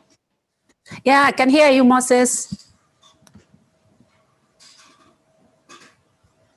Yes. Are you there? Sorry for the network breakdown. I wanted to say that I think one of the strengths of this program has been the support through the water section. And I think not only providing water for livestock consumption, for human consumption, but also water for livestock consumption, and of course for these other livelihood interventions. And I think I'm glad to hear that we worked with the Diocese of Lodwar, especially where the committees have been formed and have been linked, so that issues of operation and maintenance are actually taken care of. But I know that going forward, this is still the elephant in the room. And as a county, like the CEC had mentioned before, we have actually been able to start implementing the Water Act 2019. And in this, we envisage that we shall have 2 water companies, one that will be able to run for us the urban supplies, and another one that will be able to take care of the rural systems, where I think most of these groups are currently working. It is my hope that even with the coming of the new entity, we will still continue to encourage the partnerships from the Diocese of Lodwar and other private sector engagements, so that we continue to sustain those systems, because it is one thing to establish a water source, and it is another one to maintain. And I think from the lessons that we've learned, if we are not very keen on matters of operation and maintenance, then we stand to undo the benefits that we've already done once we've been able to establish these water sources. And to this end, I think I'm glad that and recognize the support that already Kenya Rapid, this program is doing, because I can tell you for a fact that Kenya Rapid have been the first of our partners to actually give us the first seed money for this county water fund, which we've been able to create. Just going to ensure that these systems that we've established are actually operational. And I think this is what is really important for us, because water is everything. I think without water, you've heard from the community representatives, we cannot really do much without water. And this is why we must be able to continue investing in water infrastructure and availing this water, critical commodity, for the support of the livelihoods of our communities across the county. Number two, I really want to recognize the support from the private sector, especially what we've been able to do with the Maji Milele, Millennium Water Alliance, on the census. I think this is something that we will need to scale up, because apart from the 36, we can already be able to see that we have close to 57 boreholes currently across the county. And so we need to improve that turnaround time, which we can already be able to observe through this 36. And so for us, as opposed to waiting to when the community will report, I think through this census, we're actually able to monitor these boreholes in real time. And I think this improves our efficiency in terms of our response to the problems that occur across the county. Then, finally, I have heard on the aspect of livelihoods from the groups that have been able to present. The issue of seedlings, I think, is still a challenge to the farmers. And you know, one of the intents of this program is creating that, or making us, taking us on that track to self-reliance. And of course, with the interference of pandemics such as COVID-19, you can see that they're not able to source for these seedlings anymore from Nairobi. But they have also told us that, and I've seen that they've been able to harvest. They've been able to have some harvest out of the farms that they're doing. And so I think maybe a critical lesson for the program going forward is, I think we need to maybe capacity build the farmers further, so that they are able to segregate some of the best seeds that they're able to produce, these farms are able to produce. Because I think the best seed that comes from Nairobi, once it reproduces, it doesn't mean that it has lost its capacity to reproduce further. So it is important that we encourage our farmers to look for solutions within the farms that are already in progress, so that they have segments of these seeds which are of best quality that can be stored and preserved for the next session of planting. So this way, actually, we shall be able to realize that that self-reliance that this program is actually envisaging to have in place. I think let us continue to build on these partnerships, build on the lessons we've learned, even as we move into maybe the next phase of this project. Thank you. Thank you so much. I think we are running short of time now. We need to wrap up this session. And from all the discussion from the community, from county government, from our partners' input, one thing is very clear: the issue of diversification of livelihood, of course, with water. And I think the person from the county government have already said so, that without water, nothing can take off, and that is very important. And for that, I'm sure you've seen how communities have been supported to do, like Ekiru, who is a community resource person, have been supported to do farrow. He's been, at least for purpose of irrigation, he's been given opportunity to do, of course, the issue of vegetable farming, which you've done very well. And the support from Kenya Rapid is clear in terms of the kind of support that they've given. We'd also say issue of partnership, we'll repeat this again, is powerful, and the community really appreciate, and they feel, part of the program, and they are able to reach out to the community better, and all that. For issue of the things that we need to improve for the rest of the counties, I think they've already said the issue of seedling provision, providing seedlings closer to the people. Whichever method you're going to come up with, I'm sure the community will be able to do that, is critical part of the program. Others, thank you for your time. Thank you for your suggestion, questions, and even on the chat box, quite a lot of information have come in. Thank you all for being very keen and being part of this particular program, for your commitment also in doing this. As I finish, I would want to introduce a video from IBNM, and this video is clearly showing how ICT can work to make impact on projects that are within the community. Real-time information on borehole data status is very critical.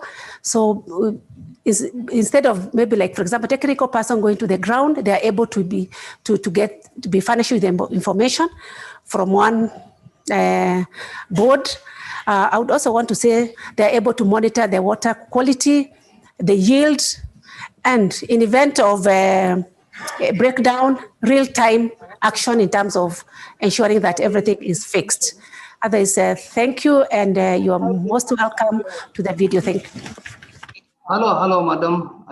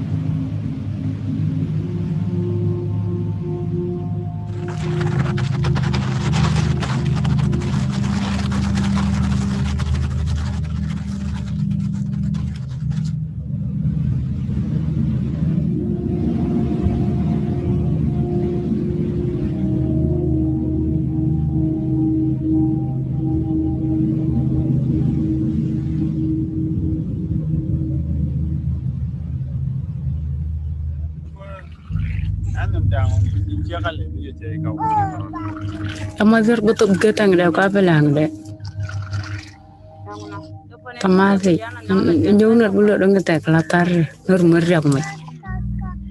Semua betul.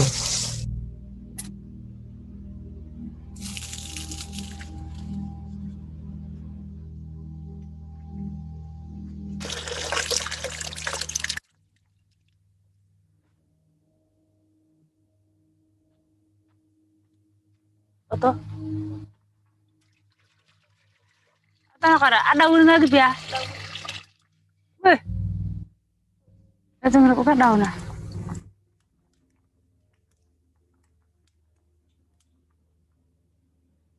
Alak nggak biar kau deh. Anor tuh tinin tiap punya kan net itu kan nere. Tuh kuna nggak punya. Dijaga.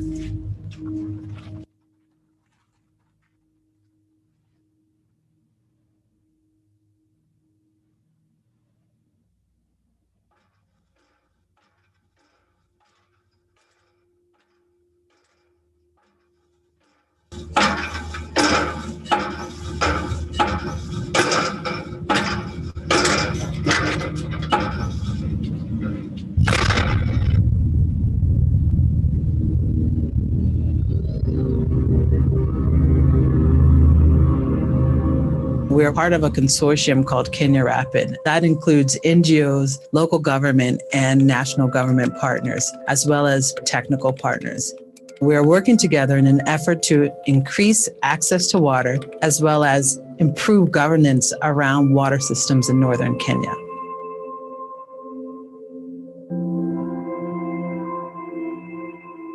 We've built a tool for decision makers to have domain awareness about their water systems and demand and supply patterns of their water points. In the past, NGOs and local governments spent a lot of development aid in building water systems and then handing them over to communities, which did not have the operational capacity to run these systems.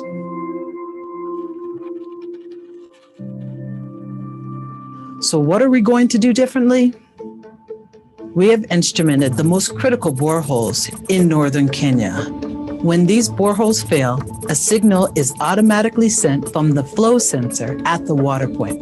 It raises a ticket so that a repair and maintenance team can then come and respond to the failure.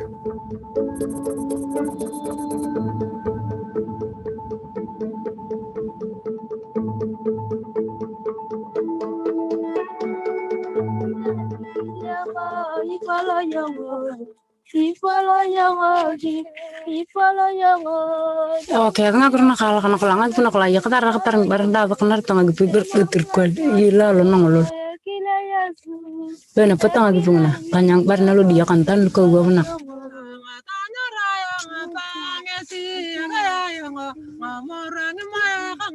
Ya bana ba ya bono ya ibalaka.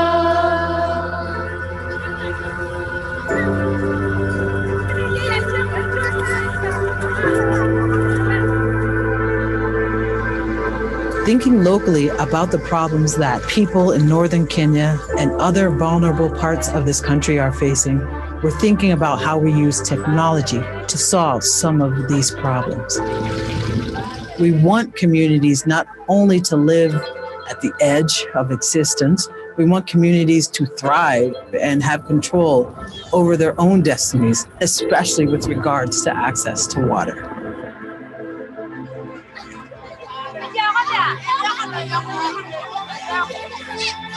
Ngara bertena ko binge berda changarat. Aja ketang bareng ngedenar na kini me ya korte gela. Agal kurban jatan ke binga ngarakan tur pecel ciugo bati jada ngaragnya kurtan. It gives us a sense of hope that we have the ability to be transformative. We have the responsibility to combine our knowledge and resources and come together as a community to address these fundamental problems.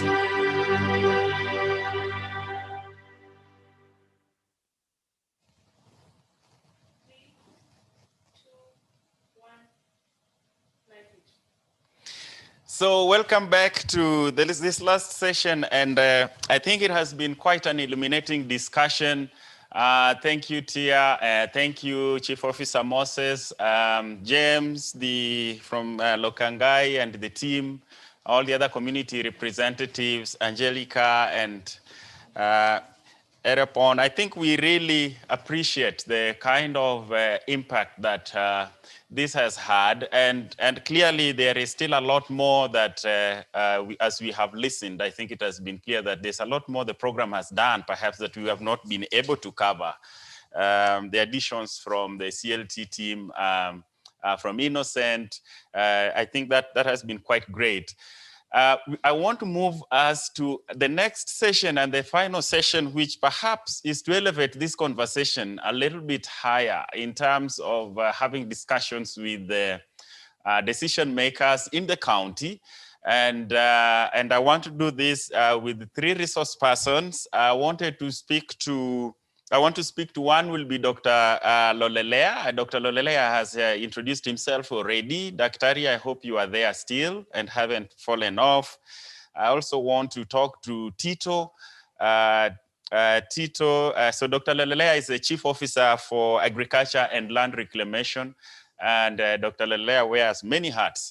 He has also previously been, I know, Chief Officer in water as well, so he has quite good experience around this. I will spare Angelica on this panel because I think Angelica, you are able to respond to some of the questions I would have asked you from Tia, and I think that was good. But I will invite Tito. Tito will also be joining me in this panel. Tito is the Director for Water Services, and Tito has worked in Lodwar for quite a number of years. So he's very experienced in terms of the local situation there. I know there is another chief officer who is in the meeting. I think chief officer for pastoral economy. I've seen his hand going up and down, up and down. I don't know if he's still there. Chief officer for pastoral economy. I think that should be Abdullahi Yusuf, if I'm not wrong. Chief officer, are you still there, Abdullahi? If he raises his hand up, I will recognize that. But what I want to do quickly in this panel, in the next few minutes, is I want to begin with Dr. Lelelea. Dr. Lelelea, we've listened to Longidi and the rest of the community members, you know, talking about the exciting benefits they have seen in Lokangai, on the rangeland management. I think this was also emphasized in the speech by Matt earlier on. The CEC mentioned it and talked about the 16 rangeland management committees. Clearly, rangeland management requires a multi-sectoral effort. The benefits are very multi-sectoral as well, ranging from not just fodder, but going all the way to peace and security. I'm wondering, Dr. Lelea, from where you sit, how is the county trying to protect gains like these from a systems perspective in terms of putting in place institutions, or, you know, how can we make these kind of gains much more of a norm rather than an exception that has to wait for project commitments? Is there any effort the county is putting into this? And what are those? Dr. Lelelea, if you can hear me. Yeah, I can hear you. I can hear you. I think the issue raised and the kind of, that's Jason Oyugi, eh? Yes, Dr. How are you? I'm great, thank you. Nice to see you. Thank you for bringing me into this discussion. This is a very important area to discuss. And, you know, all that has been said and from experience and what Kenya Rapid has done, even initiating this special area on range land at Lokankai. And I think I have my other chief officer, Abdullahi, under this area. But what I would like to just to say on range land management, you know, the entire Turkana, the 77,000 square kilometers cannot be represented by that very little area, Lokangai, which has been done, but a trial, because if we are talking of an area, we can do a demonstration. Area that is in area that is linked with area to do with conflict. In fact, that area is a conflict zone. The presentation given by Longidi is an area that we need support, because having that area of you know, supporting these people to settle and have the fodders and, you know, even planting grass and all that, that sample should represent the entire Turkana if we have to do that. So the government is after having that area in connection with Kenya Rapid, it's now an indication that we can do a lot in the entire Turkana under this rangeland management. So what we are thinking about, the plan we are thinking about, is this issue of reseeding. This time of good season in Turkana, and this climate change, and we see there's a rainfall is almost recurring in Turkana. Although I had, there's a prediction that there will be a drought in the next, I don't know how many months to come. But advantage we have now is we can introduce a reseeding program in the entire Turkana. but we'll target the area that is area of conflict. For example, the area bordering Uganda, area bordering Ethiopia, and even West Pokot and Turkana. This conflict zone, because what brings about the conflict is livestock keeping. And the idea of searching for grass, water, and even settlement in good areas where there's pasture. What we are now thinking is having a core program with the people, organizations such as Kenya Rapid and anybody else who will support this idea of expanding our rangeland management to include the entire Turkana, but targeting these areas of conflict. Maybe this is where we can try to expand our rangeland management and do the reseeding, bring in with the reseeding program. And I think this is where we are able to manage a system that has been so difficult for many years. Unless rangeland management issue become part of our engagement as a county and our partners. It's an area that is in our CIDP, very key. But what we do, of course, is to see that we have funding, we have enough under this area. This is where we're able to reach our pastoralists and enabling them to settle. So a preceding program is quite important for, let me just say, for all pastoralists, because it's an issue that is in Isiolo, a problem that is in Isiolo, Wajir.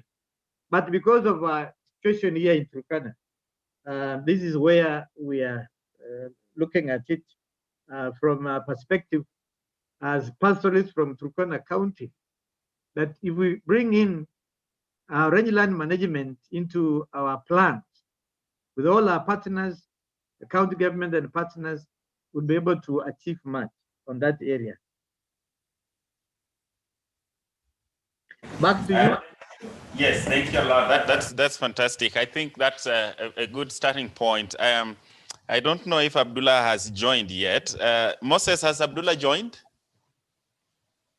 Chief Officer, Pastoral Economy. Abdullah, are you there? I think not yet. Okay, as soon as he joins, I will be able to. Okay. Yeah, that's okay. I want to just indulge my next panelist, and we will revisit this as soon as Abdullah comes back, the issue of rangeland. We'll come back to you, Daktari. Tito, I heard you, and you heard clearly as well as when Moses, the chief officer, talked about the private sector partnerships. And I think one of the things that I liked in what Moses said was the fact that we need to put greater effort in looking at repairs and maintenance of water systems. You have done lots of trials in the insurance model for repairs and maintenance of water systems and for boreholes in Turkana County, together with, of course, with Kenya Rapid and other partners. I want to find out from you, in trials like these, which potentially have the impact of keeping systems running and water flowing at rural water points. What do we need to do to get more buy-in, particularly from politicians, whether we're talking about MCAs or just local leaders and rural communities, because these are not routine measures to take in arid lands, and not just arid lands, but I think even across in the other areas in Kenya. What do you think we need to do, having learned from the insurance model that you people have successfully been very good at? Tito. Thank you, Mr. Jason. I think that the insurance scheme is a very, very important scheme because the problem, as the chief officer said, one of the biggest issues the county has been grappling with is the issue of operation and maintenance. And currently, Turkana County has got over 1,740 boreholes which have been drilled. And out of these, we see that some are not operational because of one reason or the other.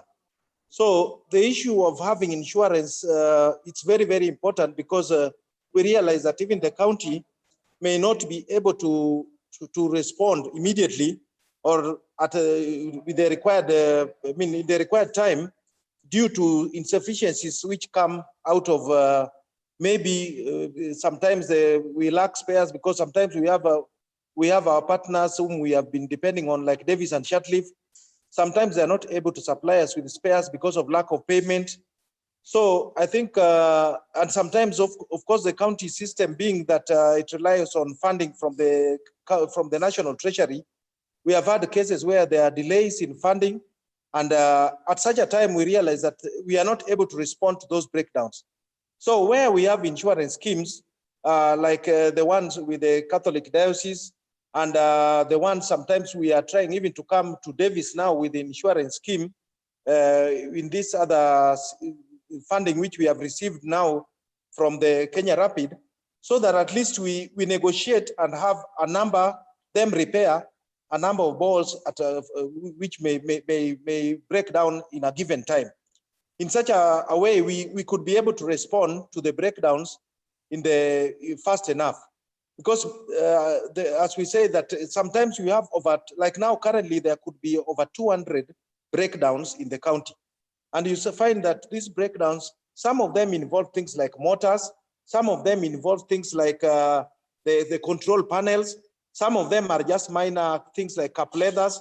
So we have different people who can be able to, to come in and help in responding to this. Diocese of Lodwar has been very instrumental and has tried to help in responding to especially the DUBAS, where we have an annual premium of 3,500 for repair of the hand pumps. And also for the solarized systems, so they have a premium of 6,500. And currently they have about 700 water points under this kind of premium. So I think this kind of system is good because we are able to respond to a number of boreholes when there are breakdowns without waiting necessarily for the county to respond.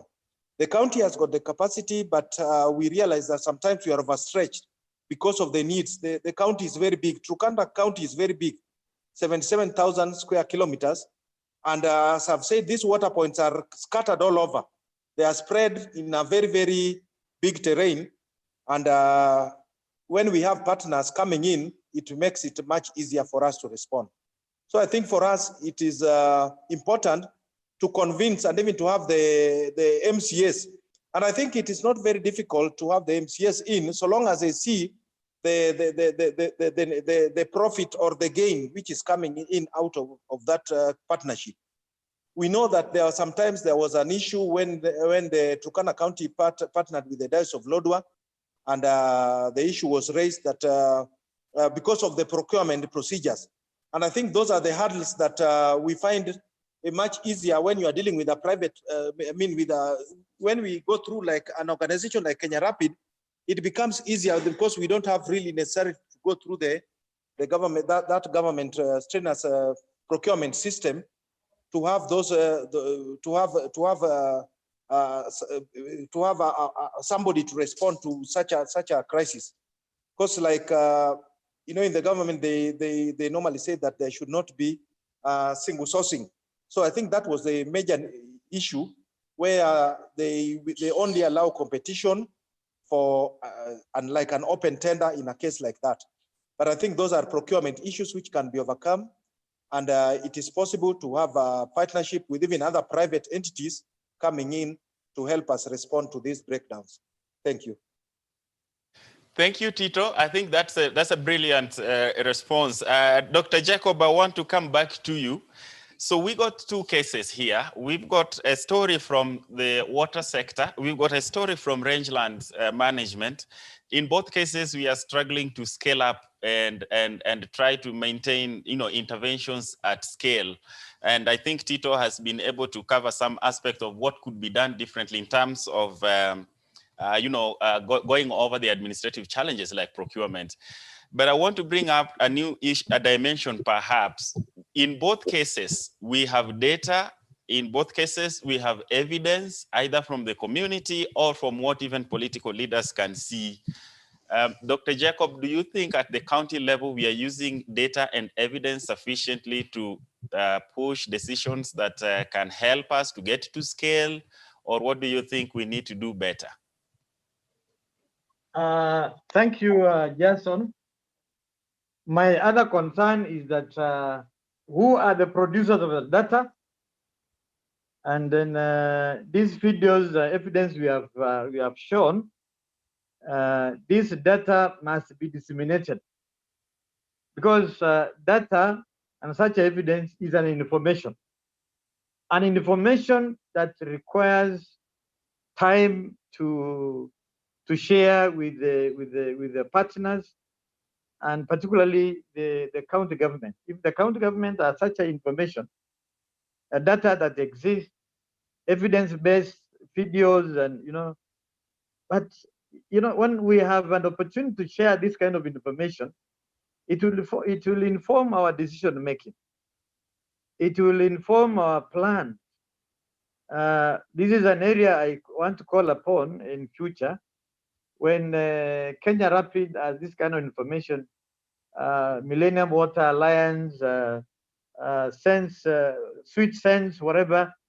Oh, I know what, for example, what Sweet Sense have done in putting all the sensors in all our boreholes, and the information we get must actually be transformed into plan, and then it will help in decision making.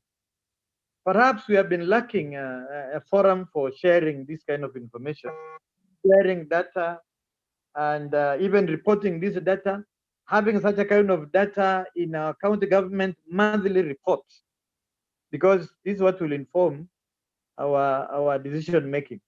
Having this kind of data, targets that we have with this kind of data within our annual work plan, and then also to inform our county integrated development plan.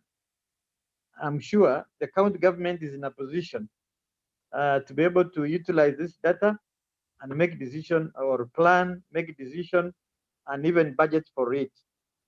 Jason, I just want to say, sometimes we don't make use of data, that information we have. We have got very good data, this kind of information. But if we do not have a forum to be able to share this information, then this information will just be banked somewhere, wasted. I'm now realizing that Kenya Rapid, Millennium Water Alliance, Sweet Sense, all those people, JICA, like I just give an example of JICA. JICA had a lot of information and has a lot of information from this county on issues to do with the water table, areas that has water, and a place that is dry and all that. If we own this data, we own this information as a county government, then it will help this county government to be able to plan, look at the areas that requires water, where we can get water for our livestock and even for community, areas that is so productive. We are also leading from agriculture, area to do with soil testing. We need to go around and check area that is so potential for agriculture, for example. We have this kind of information. We have a data, and then evidence-based videos and that has been produced. My concern is that in future, as we work with the Kenya Rapid and Water, Millennium Water Alliance and others, with the support we are getting from USAID, Swiss, whatever. This is very important that we come up with a program in which we have meetings to be able to share this information that exists to help us move and develop our community and develop this county. I'm just saying this is an area that I know from research, me being a researcher, if I collect data and I don't manage this data and I don't disseminate information of this data, then that research become just, of no use. What is the reason for doing a research, collecting data, and you don't utilize it? This is what I'm calling for in future, because Kenya Rapid is there to to stay. We want to give our information for the future of WASH program and resilience in this county. So let us utilize all the data, all the information we have for the purpose of development and progress in the future. Thank you, Dr. Thank you, Dr. That was great. Thanks a lot for that in terms of investment for platforms for decision making on use of data and reporting. Chief Officer Abdullah, you can now hear me. Do you want to make an addition to what Dr. is saying and perhaps put a voice on the issue around the Lokangai, how we can scale those initiatives up? Abdullah? Thank you, Yugi. Yeah. Thank you, Yugi. And for the participants, my names are Abdullah Yusuf. I'm the Chief Officer for Pastoral Economy. That's basically fisheries, livestock, production, and veterinary services. And for sure, we do appreciate the good work Kenya Rapid has done in the Lokangai area, especially in access to sustainable improved rangeland management by the community. We're very much aware you've done a lot of Lokangai rangelands, which is basically in Turkana West Sub-County, and your initiative entails growing of growing fodder, that is foxtail grass, Cenchrus ciliaris. There's over 40 acre of land that has been done. And you've trained community members in conjunction with the county government staffs and on value addition and post-harvesting techniques. You've also provided the community with basic tools on baling, harvesting, drying, and storage of the fodder, which is a good thing the county is very much happy about. And on top of that, you've also trained both the community members and the staffs, which is a positive thing that you've done, and we do appreciate it very much. The critical thing with what is going on in Lokangai, okay, they have the bales, the grass is there. The marketing aspect has been a big challenge for them, and this is an area that we really need to think and focus on. And we need to upscale it to other areas. We have it in one specific site that we've done, but we as a county government, especially the livestock production component, which rests in my department, that type of innovation needs to be upscaled. We are pastoralists, and we are prone to droughts. We are in areas where a lot of drought shocks do happen once in a while. So upscaling that innovation to other areas will be a good thing. So that's what we should be thinking. We should be thinking of both marketing and upscaling to other areas, so that especially along the two main rivers where we have irrigation work going on, we can do further production in those areas very comfortably and train those communities on post-harvesting techniques. And that will be a good thing, especially when the drought set in, and also marketing of those fodders to other pastoral areas. Thank you. And that was a great addition. I want to open this to the rest of the participants on the platform. And I know Silale Wilson, your hand has been up for forever. I'm sorry for keeping your hand up. Silale, what is your comment or a question? If you can hear me.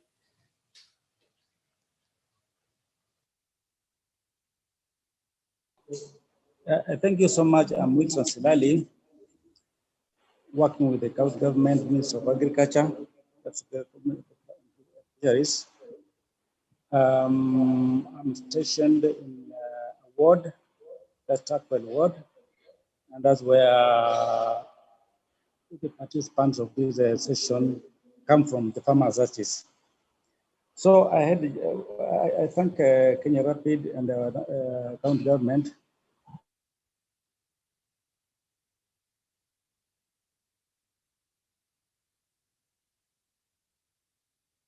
Did we lose for the effort Wilson? put in place. Oh, okay, sorry. What The connection. Wilson, we are losing you.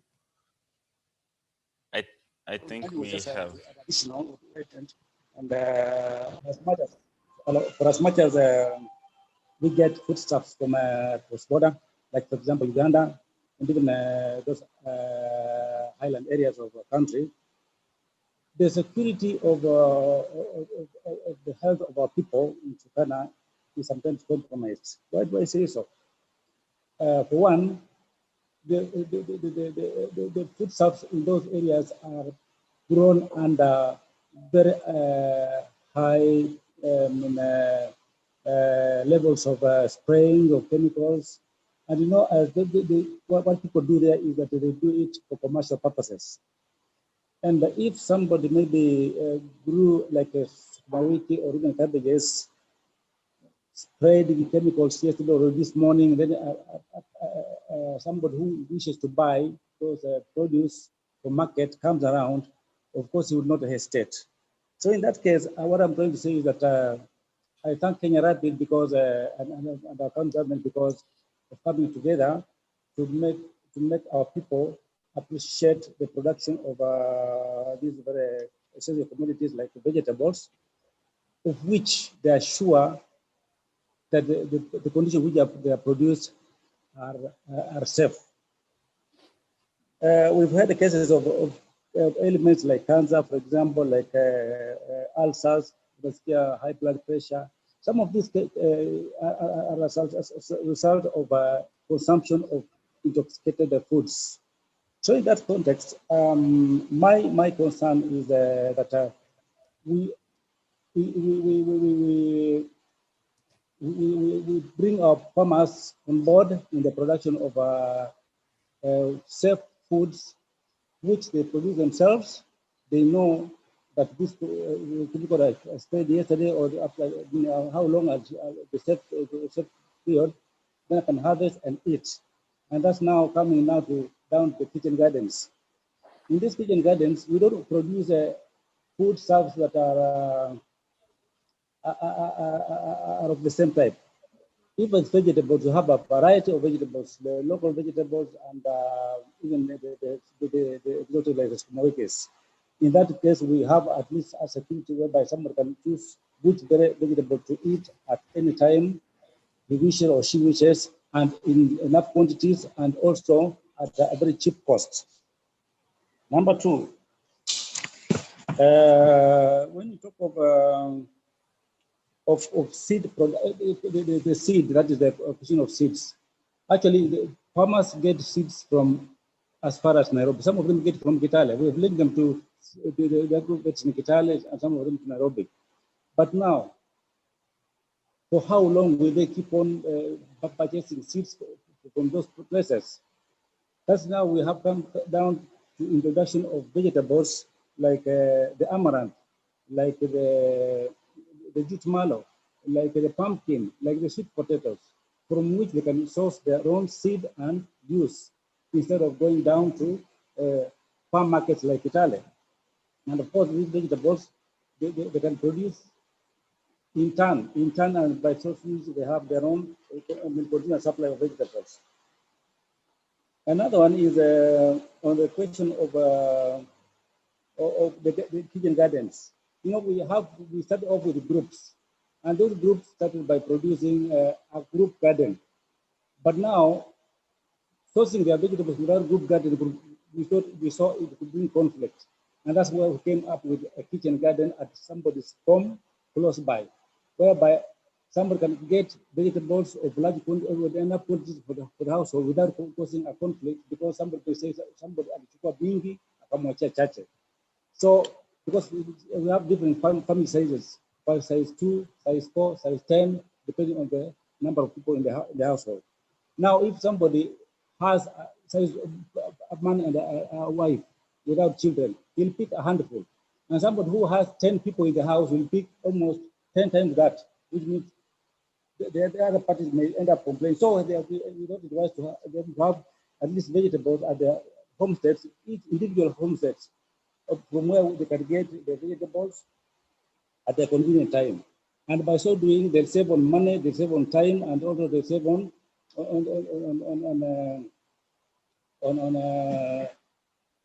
labor intensity, because that needs a lot less labor, less water, and so forth and so forth.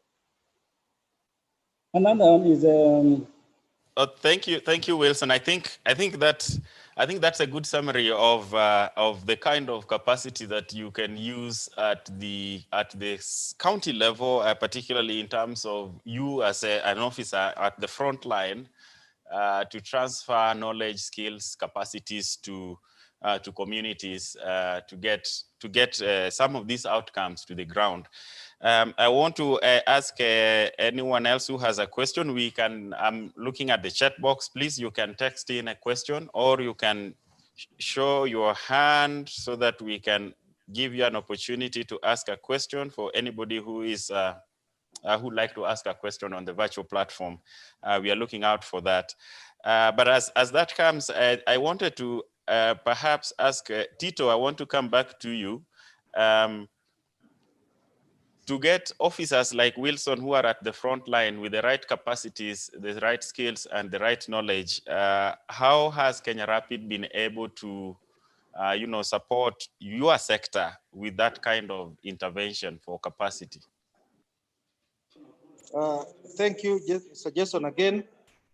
Kenya Rapid, first of all, when we started the cooperation with the partnership with the Kenya Rapid, the first thing they did was the staff needs assessment, which all the staff were assessed on their qualifications, academic and technical qualifications.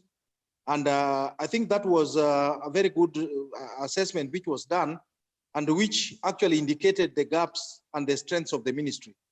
So as at now, at least we have the basic document which can help us even to plan in terms of the human resource development.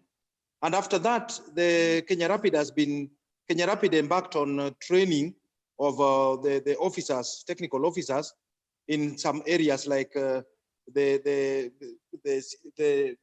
CMS, the senior management training, and other trainings which we were taken. Some of us were taken into some trainings of which can help us in making officers be able to coordinate programs. So there have been this senior management training for, of course, livestock officers, training for health people in the health sector, and I think through the identification of the gaps, it has been very, very useful. I remember the last training which some officers went, and they were being trained on issues to do with the solar troubleshooting in solar equipment, because Turkana, basically we are relying so much on the solar equipments. So I think because of that, through the county capacity development fund, the Kenya Rapid has been able to reach out and be able to identify so many officers to be trained. And I think that one, we really need to upscale it further, even with maybe other organizations, so that they can build the capacity and the strength of the ministry. Thank you. And I can see the comment from Wambani Godwin, the sub-county WASH coordinator, talking about the wish to see, sorry for that, the wish to see capacity building of more officers on matters on sanitation marketing to help in sustainability of latrine access and utilization. I think this is building up on the comment that Innocent Sifuna made earlier around increasing, going up the sanitation ladder. That's great, Wambani. I think that's a very good comment. My last question, perhaps, I want to bring in Chief Officer Moses. Are you still there?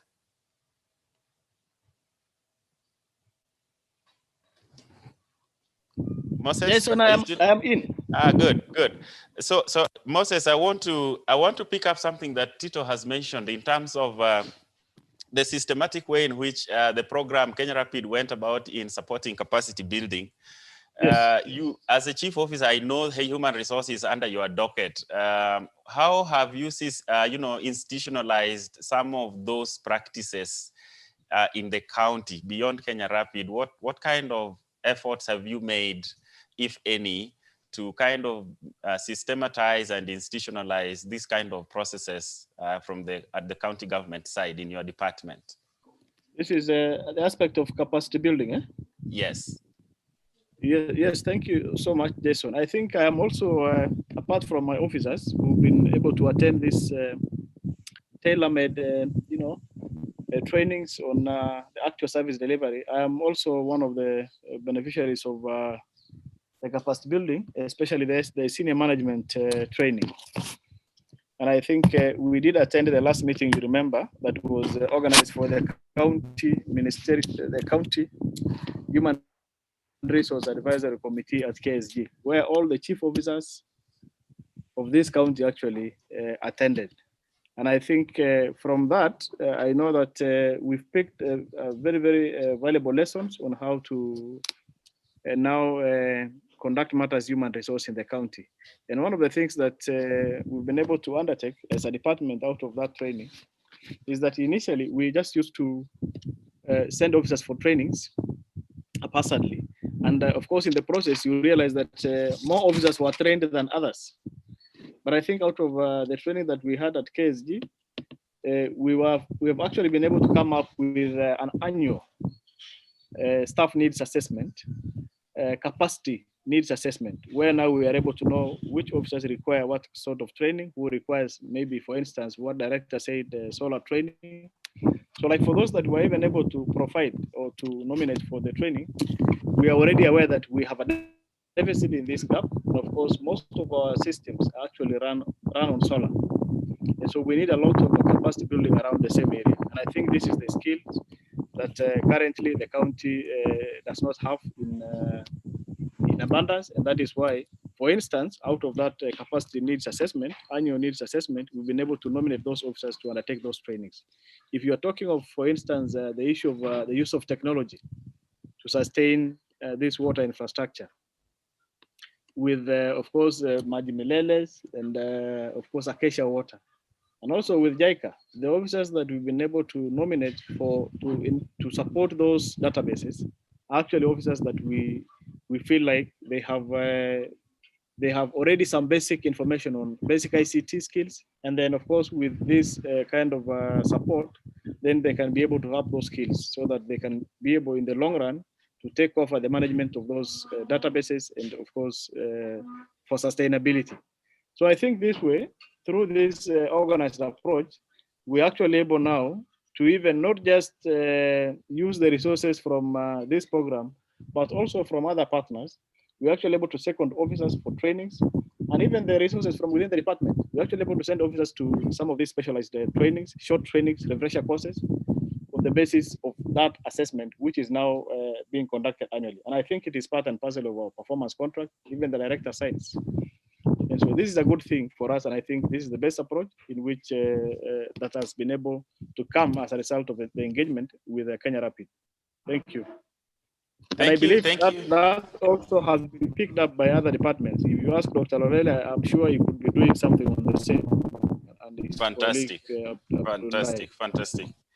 Fantastic. Thanks a lot. Thanks a lot, Moses. And I think that's quite insightful in terms of what the county is doing and how that has gone across not just your department, but the other sectors as well. I think I would have loved to ask and invite more questions, but we are running short of time.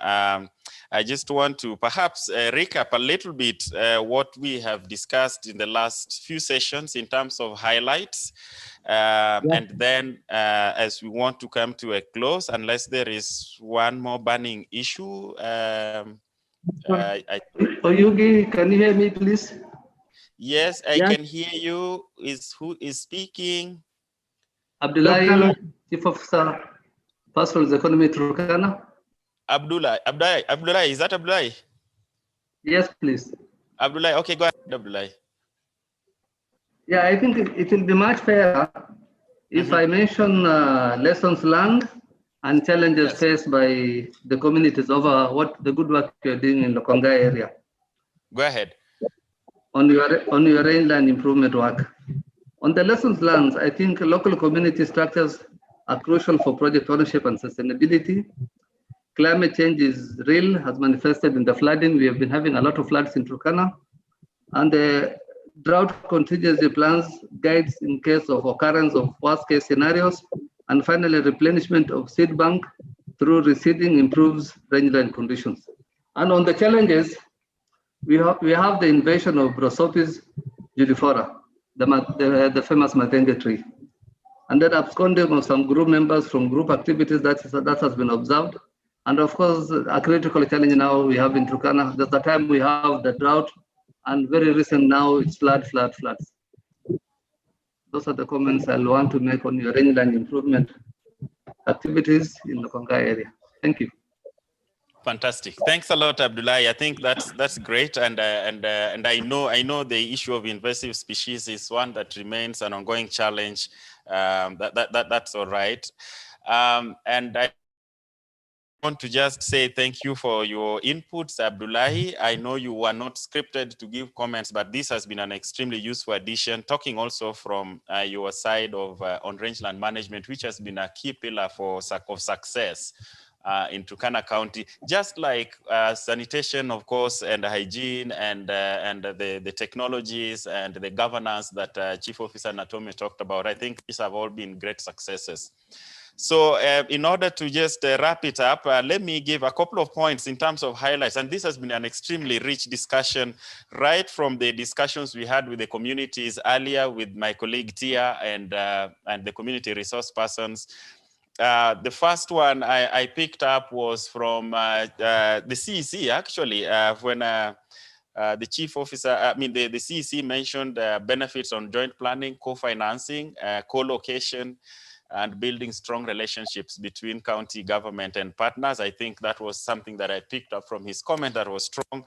I think what we learned from Angelica and John and Joseph and the team was the proof of market system interventions in diversification of livelihoods and building resilience. The poultry projects are, I think, are a good example that illustrates that. What we now need is to see how we support such systems going further. Wilson and the team have emphasized the need, and I can't overemphasize it. It has come from Tito, it has come from Chief Officer Moses as well. The need to strengthen frontline county institutions to provide capacity, share knowledge, and with the local communities on a much more regular basis. I think that's something that we certainly have highlighted. The need for public investments necessary to help communities to manage risks. I think when Joseph was speaking from Lakangai as well as Erapon, they said their main challenge, they said, was water resources. Clearly, they also meant they are unable to respond better to climate-related risks, and they were talking about droughts. But we have also heard about issues like quality seeds. We have had issues on, plant and animal health, diseases, and so on. So those need public investments to give communities information better, to be better prepared, and of course, be better able to cope.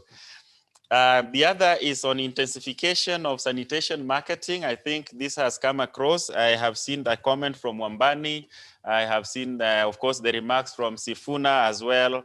The need to intensify sanitation marketing to avoid relapsing in gains from CLTS and to help climb up the sanitation ladder.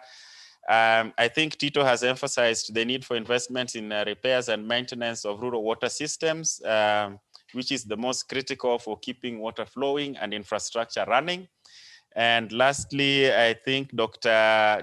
Jacob has given to us a highlight on the need for investing on better platforms for sharing of data, information for decision making across all sectors, really, to improve decision making in a more routine basis, including county ownership of data and information. I think those are some of the key highlights I picked up, but certainly we all picked up different lessons. I want to say this has been a fantastic opportunity from us here. We have been glad to be your facilitators for this session. I hope that all those who are in the platform were able to find these discussions as rich. I want to take this last opportunity perhaps to ask, I will ask, Doreen, are you still there? USAID? Yes, I am, but Martin is also still here. Ah, okay. I was going to pick you. You know, when I have no one in USAID, I come for you. So, but Martin, Martin, who is Martin the chair is the AOR, so. of the, yes, and is also the chair of the CLT team for Turkana County. So, Martin, the responsibility falls on you. Your last comments and remarks as well on behalf of USAID for us. Martin? Unmute Martin Mulongo.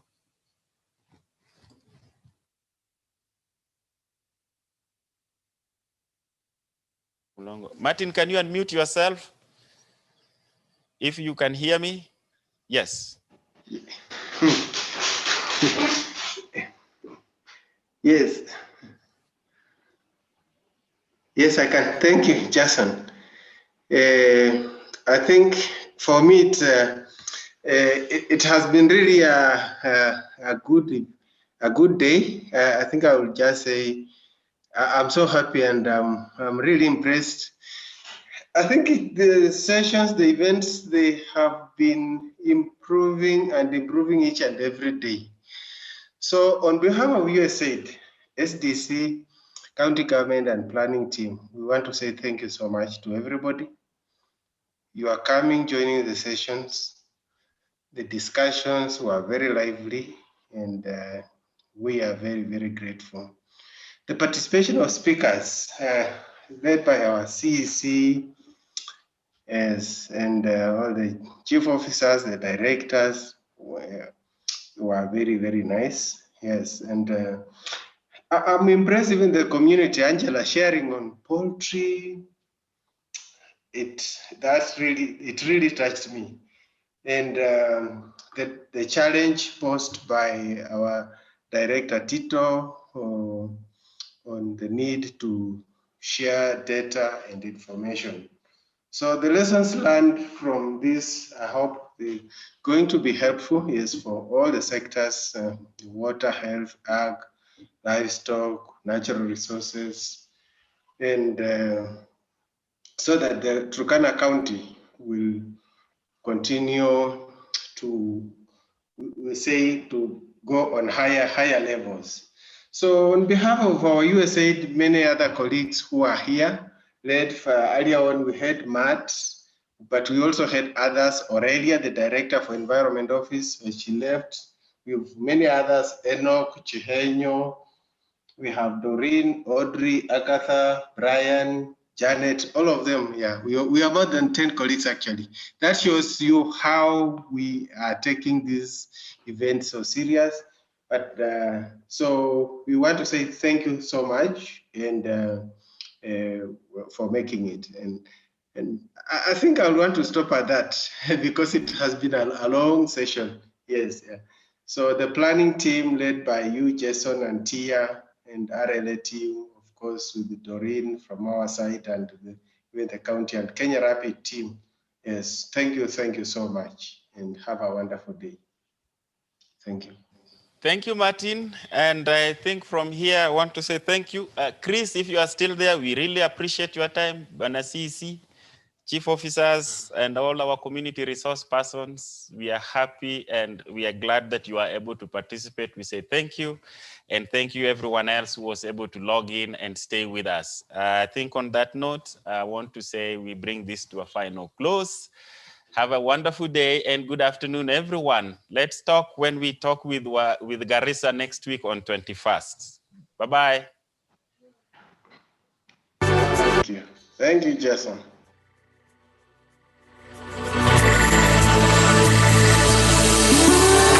Bye.